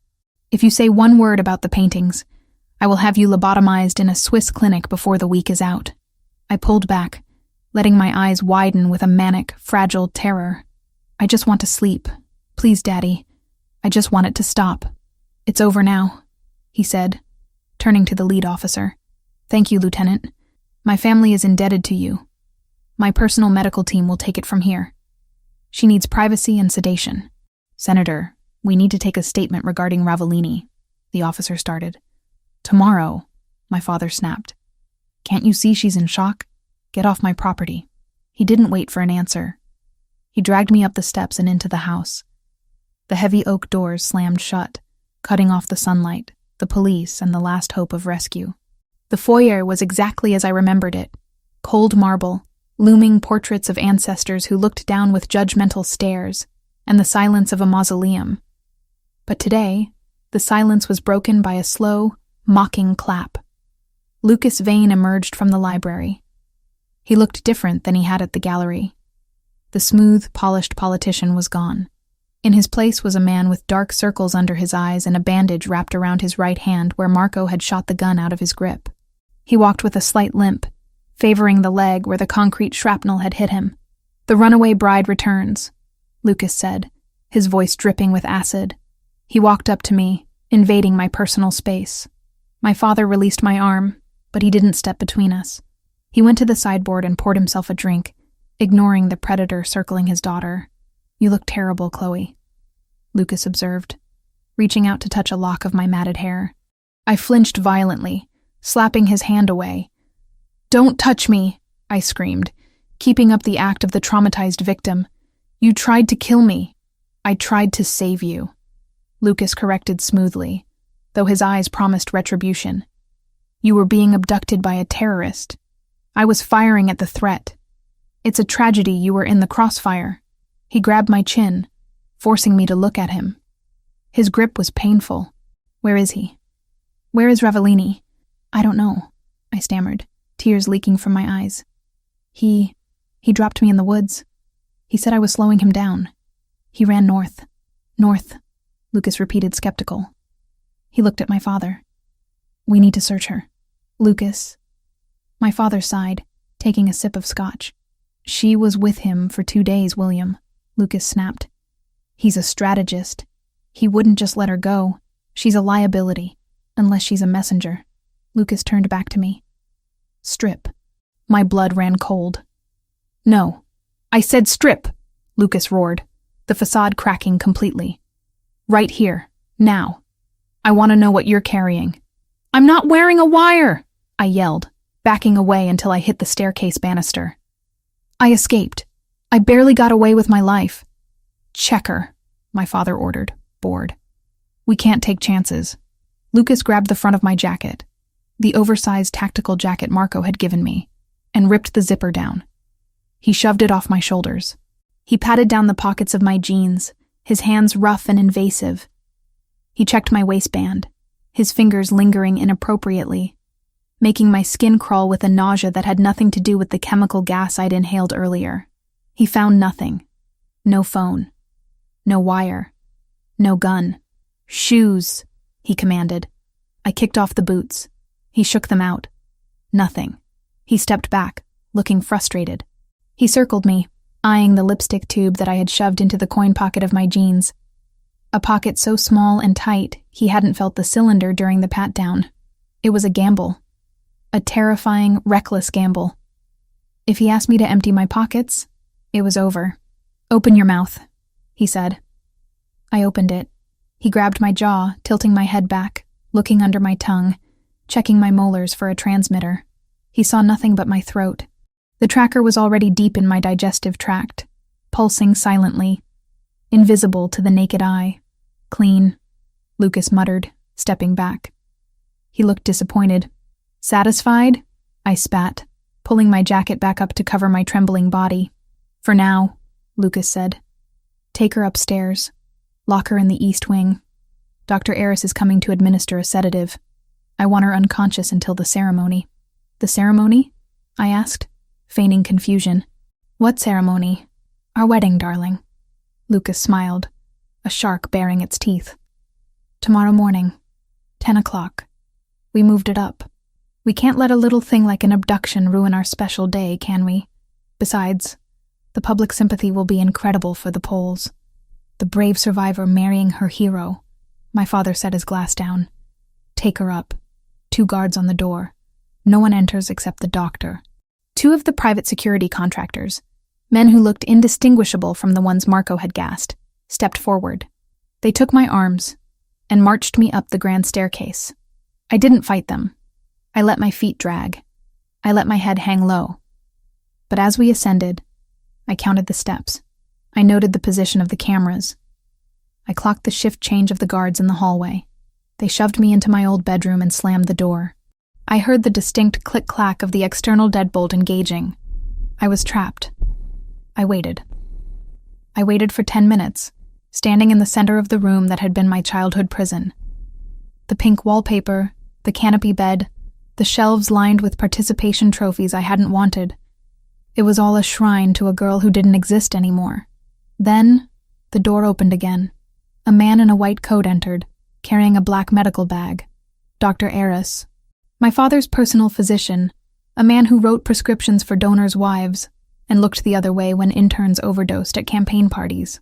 "Chloe," he said, his voice oily with false concern. "Your father is very worried. You're agitated." "I'm not agitated," I said, backing away. "I'm terrified. This will help," he said, pulling a syringe from his bag. "Just a mild sedative, to help you sleep through the trauma."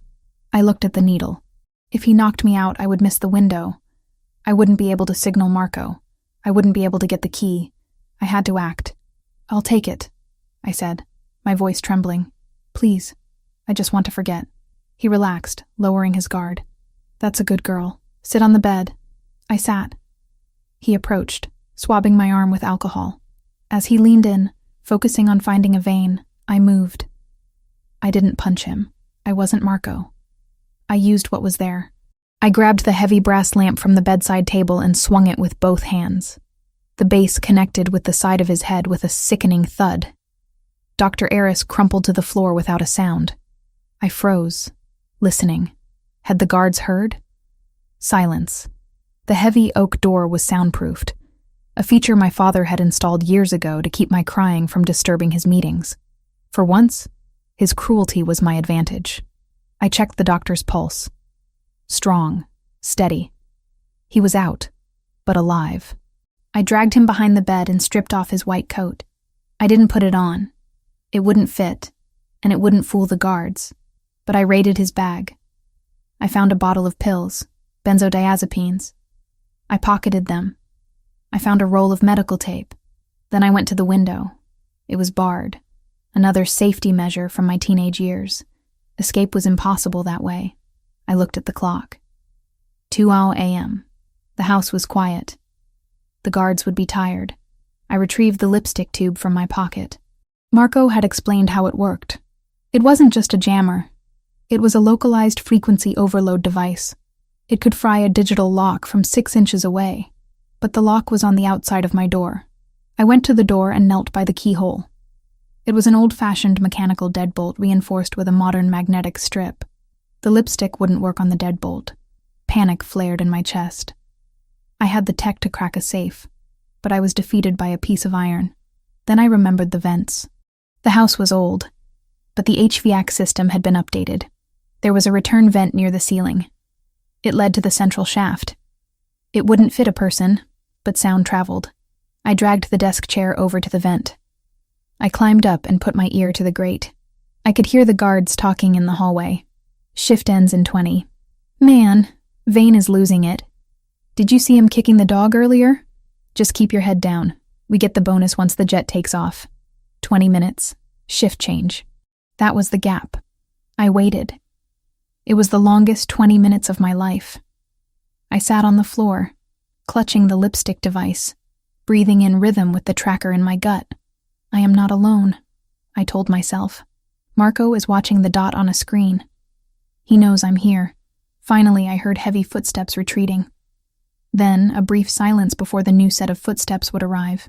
It was a window of maybe 30 seconds. I didn't try to pick the lock. I used the medical tape. I taped the latch of the door, not the deadbolt, but the catch. It was a desperate hope that maybe, just maybe, they hadn't engaged the deadbolt fully, or that in their laziness, they relied on the magnetic seal. I tried the handle. Locked. I leaned my forehead against the wood. Think, Chloe. Think. The doctor. I ran back to Dr. Aris.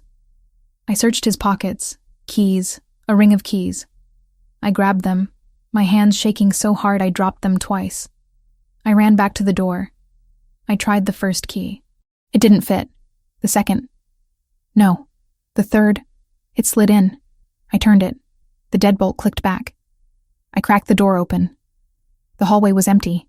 The new guards hadn't rounded the corner yet. I slipped out, closing the door softly behind me. I was barefoot, moving like a ghost across the Persian runners. I didn't go toward the exits. I went deeper into the belly of the beast. My father's study. It was on the ground floor, past the library. I used the servants' staircase, the narrow, creaky steps I used to sneak down for snacks as a child. I froze at every shadow, every settling timber of the house sounding like a gunshot. I reached the study door. It was closed. A keypad glowed blue next to the handle. This was it. I pulled the cap off the lipstick device. I held it up to the keypad. I pressed the activation button on the bottom. The device hummed. A sound barely audible, like a mosquito. The blue light on the keypad flickered. Numbers began to cycle rapidly on the display, a blur of red LEDs. Calculating. Come on. Come on. Hey! A voice shouted from the hallway behind me. I spun around. A guard was standing at the end of the corridor, his flashlight beam hitting me in the face. She's out. The girl is out. He yelled into his radio, reaching for his gun. The keypad beeped. A solid green light. Access granted. I threw the door open and threw myself inside, slamming it shut and throwing the manual bolt just as a bullet splintered the wood where my head had been. I was in. But now I was under siege. Open the door! The guard screamed, pounding on it. We have her cornered in the study. I didn't have time. I ran to the painting on the far wall, a portrait of George Washington. I swung it aside. Behind it sat the wall safe. This was the backup. Marco was right. My father was paranoid. He kept a copy of everything. The safe had a biometric scanner and a digital keypad. I held the lipstick device to it again. Come on, Marco's tech, I whispered. Don't fail me now. The door behind me shook as they started ramming it. Chloe. It was Lucas's voice. Open this door or I swear to God I will burn this room down with you in it. The safe buzzed. Error. My heart stopped. It didn't work. The safe was shielded. No, I whimpered. I looked around the room frantically. The desk. The chaotic mess of papers. My father's arrogance. He never thought anyone would get this far. I grabbed the heavy bust of Lincoln from the desk and smashed it against the keypad of the safe. Nothing. Then I saw it. On the desk, sitting in a crystal bowl of random items, cufflinks, coins, matches, was a USB drive. Not just any drive. It was a black rook, identical to the one on his necklace. It wasn't in the safe. He had left it on his desk. Because he was so sure of his security, so sure that I was sedated upstairs, that he hadn't even bothered to lock up the backup. He had probably been reviewing the files before bed. I grabbed the rook. I pulled the cap off. It was a standard USB-C connector. The door hinges screamed. They were breaking through. I needed to hide it. If they found it on me, it was over. I looked at my hand. The bandage from where I had scraped it on the highway was peeling. No, too obvious. My hair. I had wrapped my hair in a messy bun. I shoved the small chess piece deep into the thick mass of red curls, pinning it in place with the bobby pins, weaving it so tight it felt like part of my skull. The door exploded inward. Lucas stormed in, followed by 3 guards. He looked deranged. His eyes were bloodshot, his face purple with rage. "You little bitch."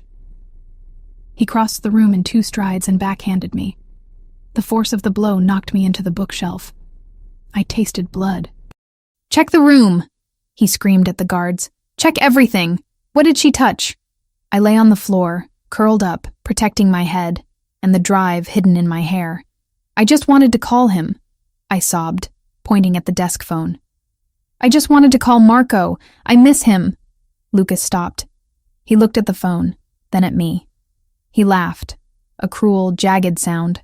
"You broke out of a secure room, assaulted a doctor, and breached my security to make a phone call to your boyfriend?" He grabbed me by the hair, thankfully gripping the base of the ponytail, missing the rook by inches, and hauled me up. "You really are insane," he spat. "Dr. Eris was right. The sedation didn't take. We need a higher dose." "Sir," one of the guards said, "the safe hasn't been touched." She didn't open it. Lucas looked at the safe, then at the desk. The crystal bowl was undisturbed. He didn't notice the missing rook because he didn't know the backup existed. Only my father knew, and my father was asleep upstairs.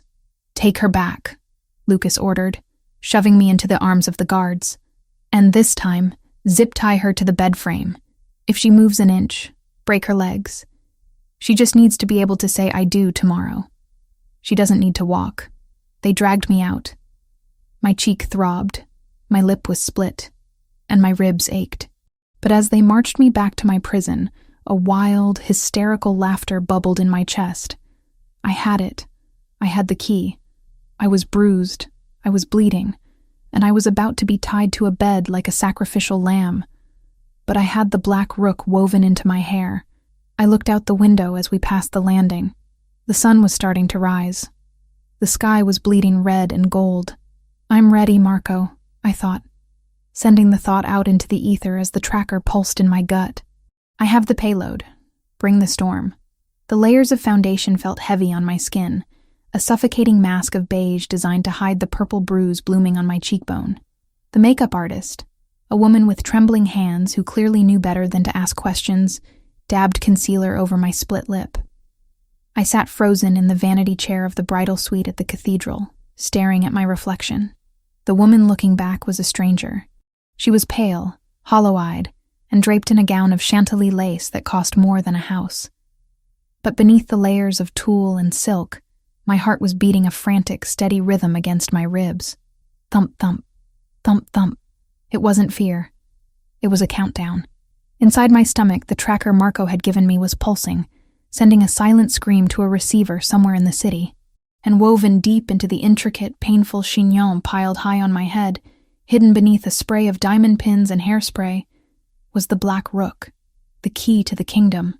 The metal edges dug into my scalp, a grounding pain that kept me focused. "You look beautiful, Miss Evans," the makeup artist whispered, packing her bag quickly. She wanted to leave. She could smell the violence in the air. "Thank you," I said, my voice hoarse. The door opened. My father filled the frame. He was wearing a morning suit, looking every inch the distinguished statesman. He dismissed the makeup artist with a wave of his hand. When the door clicked shut, the temperature in the room seemed to drop 10 degrees. He walked over to me, placing his hands on my bare shoulders. I suppressed the urge to vomit. "This is it, Chloe," he said, his eyes meeting mine in the mirror. "No more games. No more running.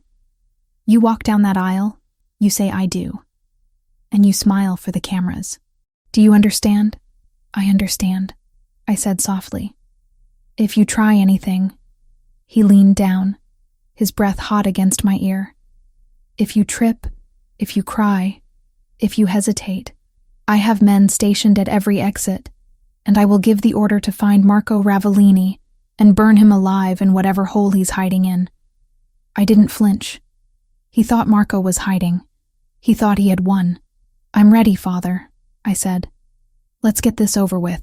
He scrutinized me for a moment, looking for the cracks, for the hysteria I had displayed yesterday. Finding only resignation, he nodded, satisfied. He offered me his arm. We walked out of the suite and toward the massive double doors of the cathedral nave. The sound of the organ vibrated through the floorboards, a heavy, ominous chord that sounded more like a funeral dirge than a wedding march. "Wait here," the coordinator signaled. The doors swung open. The flash of cameras was blinding. Hundreds of them. The press had been allowed into the vestibule and the back of the church, a calculated move to show the world the happy union. Beyond the wall of paparazzi, the pews were packed with the city's elite. Judges, senators, business tycoons, and members of the crime syndicates my father did business with. It was a congregation of wolves in designer suits, and at the end of the long red-carpeted aisle stood Lucas Vane. He watched me with a possessive, hungry sneer. He was tapping his thigh with his bandaged hand. He looked impatient. He looked like a man who was moments away from claiming his prize. My father tugged my arm. "Walk." I stepped forward. Every step was a battle. My legs felt heavy, but I forced them to move. Left, right, left, right. I fixed my eyes on Lucas, letting him see the submission he wanted. I needed him to lower his guard. I scanned the periphery without moving my head. The security was tight. Men with earpieces lined the walls every 10 feet. There were snipers in the choir loft. I had seen the glint of a scope when the doors opened. It was a fortress. But Marco had said he would be the storm. I reached the altar. My father handed me off to Lucas like a baton in a relay race. Lucas grabbed my hand, his fingers squeezing mine hard enough to grind the bones together. "You made it," he whispered, a cruel smile playing on his lips. "I was worried you'd try to fly out a window." "I know when I'm beaten," I murmured, lowering my eyes. The priest, an elderly man who had likely been bribed to ignore the tension radiating off the groom, began the liturgy. His voice droned on about sanctity, love, and honor. Words that had no place in this building today. The ceremony dragged on. The air grew stifling, thick with the scent of incense and expensive perfume. My heart rate accelerated. The moment was coming. The signal. I looked up at the stained glass windows high above the altar. Was he there?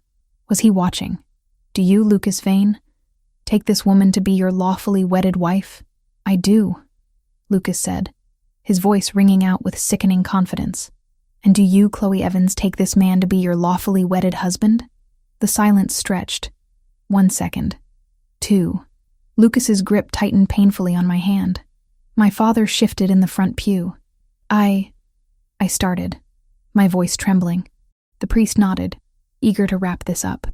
"If there is anyone here present who has just cause why these two should not be joined in holy matrimony, speak now or forever hold your peace." This was it. I didn't speak. I didn't scream. I simply looked directly into a camera lens positioned near the altar, and I smiled. A cold, sharp, predatory smile. The lights in the cathedral died. All of them. The chandeliers, the spotlights, the camera feeds. The church was plunged into absolute pitch darkness. A collective gasp rose from the congregation, followed by the rustle of panic. Then, sound exploded. It wasn't the organ. It was a voice, amplified through the massive cathedral speakers at a volume that shook the dust from the rafters.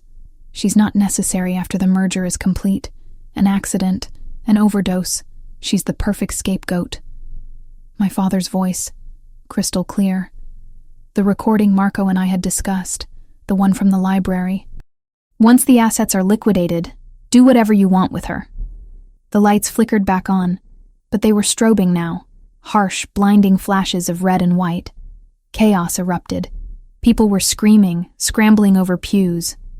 The press was in a frenzy, flashes popping wildly as they realized they were witnessing a scandal of biblical proportions.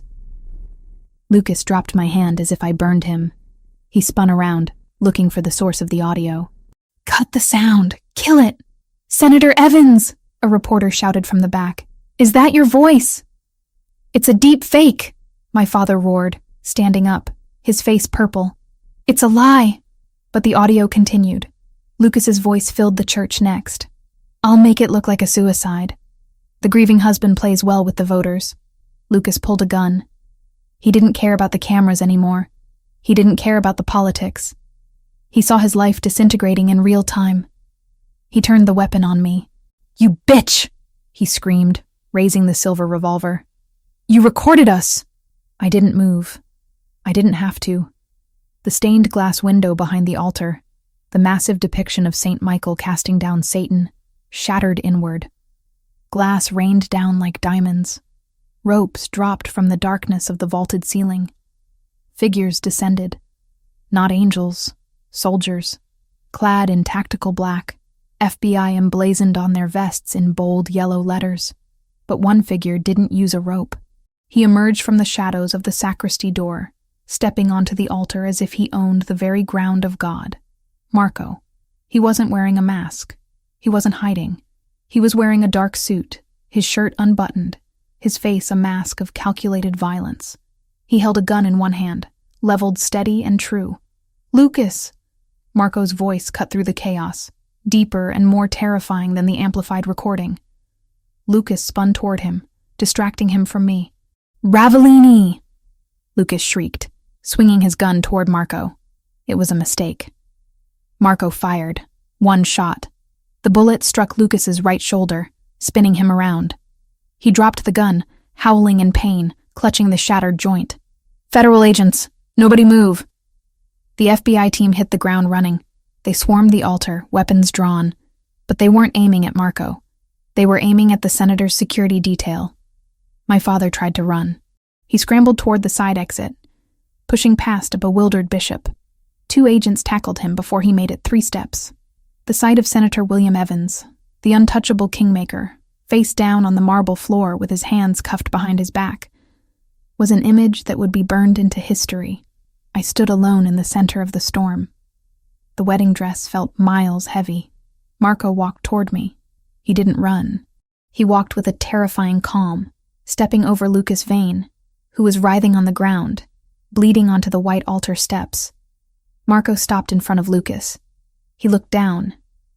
"I told you," Marco said, his voice audible even over the screaming crowd. "She stays with me." He kicked Lucas's gun skittering across the floor, away from the grasping hand of the fallen groom. Then he looked at me. The violence drained from his face instantly. He holstered his weapon and closed the distance between us. He reached out, his hands hovering for a second as if checking for injuries, before he grabbed my face. "Did he touch you?" Marco demanded, scanning my bruised cheek, my split lip. "Tell me." "No," I breathed, my knees finally giving way. "I'm okay. You came." "I told you I would bring the storm," he whispered roughly. "Miss Evans." An FBI agent, a tall woman with a no-nonsense face, approached us. She looked at Marco with wariness, but didn't arrest him. They had a deal. "We have the senator. We have the confession on tape. But we need the physical evidence. The encryption key." I nodded. My hands were shaking so hard I couldn't reach up. "It's here," I said, tilting my head. "In my hair." Marco understood. He reached up, his fingers gentle as they navigated the complex structure of the bridal updo. He found the pins. He pulled them out, letting the heavy mass of red curls tumble down around my shoulders. He felt around until his fingers brushed the cold metal of the black rook. He pulled it out. He held it up. The USB drive caught the strobing emergency lights, a small black piece of plastic that contained the ruin of 20 powerful men.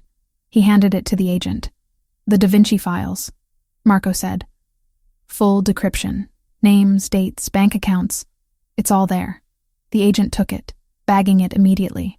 "And you're part of the deal, Mr. Ravellini. I'm walking out of here," Marco said flatly. "And I'm taking her with me." The agent hesitated. She looked at the chaos, at the senator being dragged away, at Lucas bleeding out under the care of a medic. She looked at the undeniable evidence Marco had just handed her, a career-making bust, We have a 20-minute window before the local PD secures the perimeter, the agent said, checking her watch. After that, I can't guarantee your freedom. Go. Marco didn't waste a second. He wrapped his arm around my waist, pulling me into his side. Let's go home, Chloe. We didn't leave through the back. We walked down the center aisle. The press was still there, shocked into silence, cameras rolling. I didn't hide my face. I walked with my head high, the ruined wedding dress trailing behind me like a shroud. I walked past the people who had come to watch me be sold. I walked past the society that had ignored my bruises for years. Marco shielded me from the flashes, his body a solid wall between me and the world. As we reached the heavy oak doors, the rain was falling again outside. A cleansing deluge. Wait, I said, stopping at the threshold. Marco paused, looking down at me. What is it? I reached down and grabbed the layers of tulle and silk of my skirt. I ripped the fabric. It tore easily, ruined by the day's events. I stepped out of the heavy train, leaving the bulk of the wedding dress in a pile on the church steps. I was left in the silk slip, shivering in the cold air, but free. Now I'm ready, I said. Marco took off his suit jacket and draped it over my shoulders. It was warm and smelled of him. Gunpowder and sandalwood. The car is waiting, he said. We ran into the rain, hand in hand. Not away from something this time. Toward something. The black Aston Martin was idling at the curb, engine purring. I slid into the passenger seat. Marco got behind the wheel. As we peeled away from the curb, leaving the sirens and the scandal in the rearview mirror, I reached into my pocket. I pulled out the lipstick device Marco had given me. I didn't need to use it, I said, tossing it onto the dashboard. He left the key on his desk. He was so arrogant he didn't even lock the backup. Marco laughed. It was a sound of pure relief, a rough, beautiful sound. He reached over and took my hand, lacing his fingers through mine. You did it, Chloe, he said. You took down the untouchables. We did it. I corrected. I squeezed his hand. Where are we going? The safe house is burned. We're going to the airport, Marco said, glancing at me with a smirk. But not to Montenegro. Where then? Italy, he said. I have a villa on Lake Como. It needs a lot of work. The frescoes are peeling. The art is in disrepair. I looked at him, hope blooming in my chest so painful and bright it made me dizzy. It sounds like you need a restorer, I said. I do, Marco said, lifting my hand to his lips. I need the best. And I hear she's finally free. The city of Boston faded behind us. A gray smear of rain and bad memories. I leaned my head back against the seat and closed my eyes. The tracker was still in my gut. The bruises still throbbed on my face. But for the first time in my life, the silence inside my head wasn't empty. It was peaceful. Marco? I whispered. Yeah? I'm not running anymore. I know, he said, tightening his grip on my hand. Neither am I. We drove into the storm, but the fear was gone. We were the eye of the hurricane now, and nothing could touch us. The sunlight hitting the surface of Lake Como didn't look like the sun in Boston. It was softer, older, filtered through the haze of the Italian Alps and the scent of lemon trees that lined the terrace. I sat on a wrought iron stool. A palette of oil paints balanced on my knee, staring at the canvas in front of me. It wasn't a new creation. It was a resurrection. The canvas was the silent Madonna, the fake Raphael that had hung in the Lombra gallery 4 months ago. The painting Marco had slashed open with a scalpel to retrieve the evidence that brought down a senator. It sat on my easel now, the jagged, violent tear down the center slowly disappearing under my brushstrokes. I was stitching the Madonna back together, layer by layer, pigment by pigment. I dipped my brush into a mixture of ochre and linseed oil. My hands, which had once shaken so violently I couldn't hold a glass of water, were steady. The tiny white scar low on my abdomen, where the tracker had once sat like a ticking threat, was the only reminder my body still carried of being hunted. A shadow fell across the terrace. I didn't flinch. I didn't reach for a weapon. I knew that shadow. I knew the weight of the steps that approached me, the specific rhythm of the boots on the ancient stone tiles. "You're working too hard," a voice rumbled, low and rich like the espresso sitting cold on the table beside me. Marco Ravellini stepped into my peripheral vision.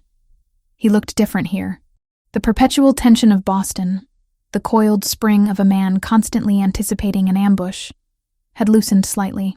He wasn't wearing a suit. He wore a white linen shirt with the sleeves rolled up, exposing the scar on his forearm, where I had stitched him up in a safe house that felt a lifetime away. "I'm not working," I said, looking up at him. "I'm healing her." Marco walked behind me. He placed his hands on my shoulders, his thumbs digging into the muscles of my neck. His touch was heavy, grounding. It was the anchor that kept me from drifting away into the surreal beauty of our new life. "She looks better than she did in the gallery," Marco noted, looking at the painting. "Even before I ruined her. She was a lie back then," I said, cleaning my brush. "A shell to hide corruption. Now she's just art. She's honest." I leaned my head back against his stomach. He smelled of salt water and engine fuel. He had been out on the boat, meeting with associates from the Camorra. We hadn't left the life. We had just ascended above the grime of it. "Did the meeting go well?" I asked. "It went as expected," Marco said, his fingers trailing down my collarbone. "The foundation is officially registered, the Ravellini Heritage Trust. We have the permits to begin acquiring Renaissance pieces for cultural preservation. The money from the Boston operations is now flowing through legitimate auction houses in Milan and Zurich. It's clean, Chloe. All of it. And the heat? Gone," he said. "The FBI has what they wanted. They have the heads of the Hydra. They don't care about the body anymore. Between my testimony and that drive, we'd given them enough to keep them busy and to keep their sights off us for a very long time." He walked around the stool and leaned against the stone balustrade, blocking the view of the lake. He wanted me to look at him, and I did. I could never get enough of looking at him. "I saw the paper this morning," I said quietly. Marco's expression didn't change. He knew which paper. The Boston Globe International edition that was delivered to the villa every day. "And my father," I said, testing the weight of the word. It didn't hurt anymore. It felt like saying the name of a stranger. "They found him in his cell, bed sheets tied to the bars." Marco nodded once, sharp and final. There was no pity in his eyes. He was a coward to the end. He knew the trial would destroy his legacy. He chose the exit that let him keep a shred of control. "And Lucas?" "ADX Florence," Marco said, the name of the Supermax prison rolling off his tongue like a sentence. "Solitary confinement, 23 hours a day in a concrete box. He'll live a long time, Chloe. Long enough to remember every second of that wedding ceremony." I looked down at my hands. They were stained with paint. Ultramarine blue and cadmium red. Not blood. Never again blood. "I don't feel sad," I admitted. "I thought I would. He was my father. But I feel light. That's because the weight is gone," Marco said.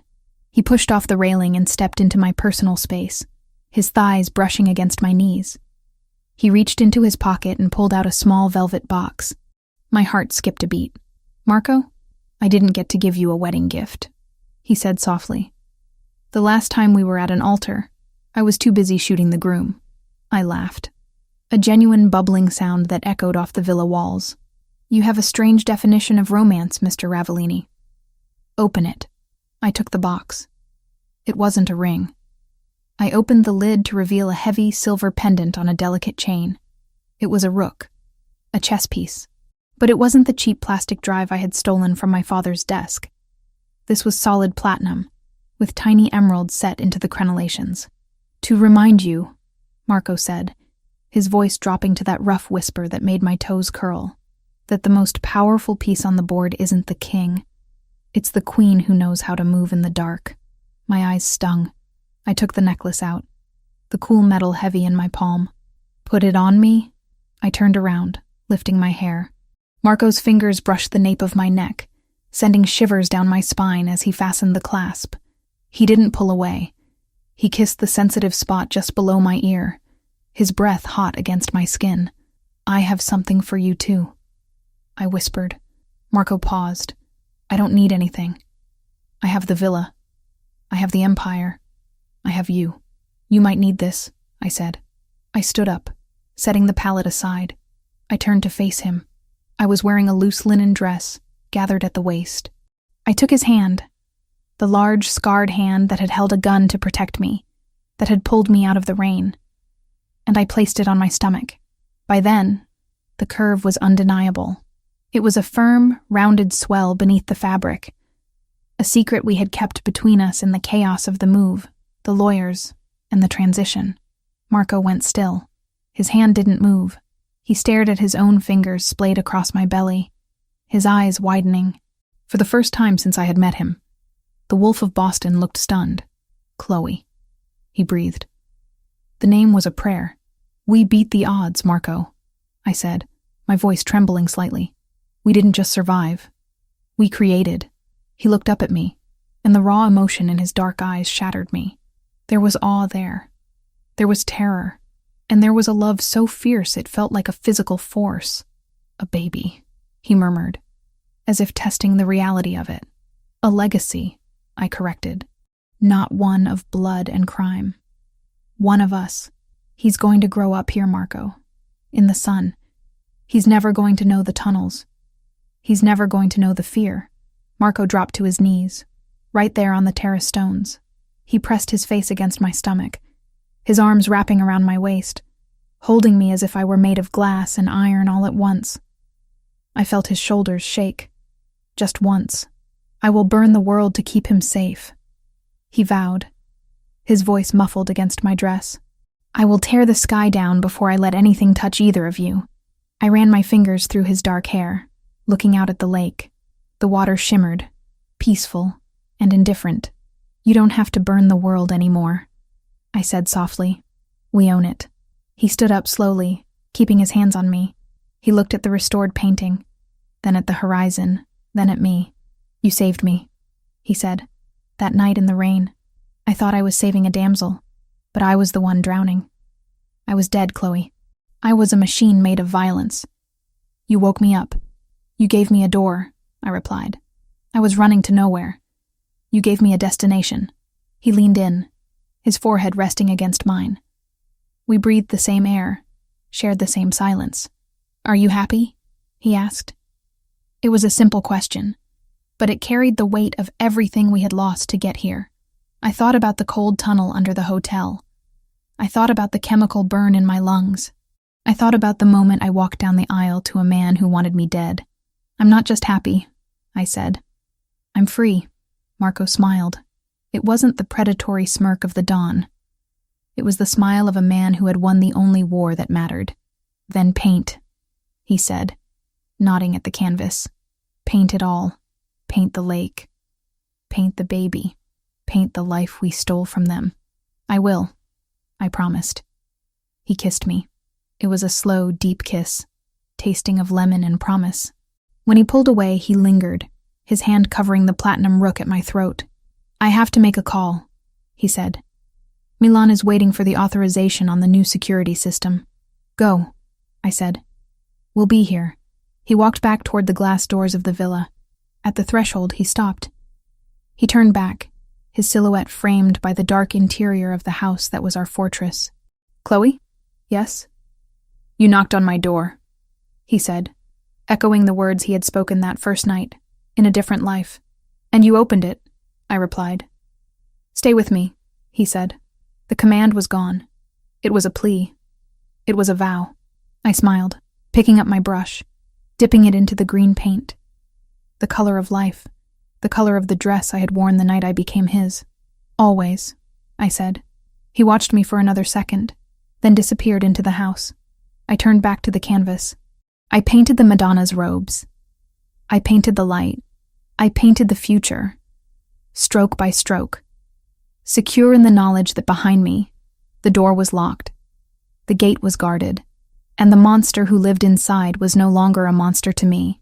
He was my husband. He was the father of my child, and he was the only safety I would ever need. The end.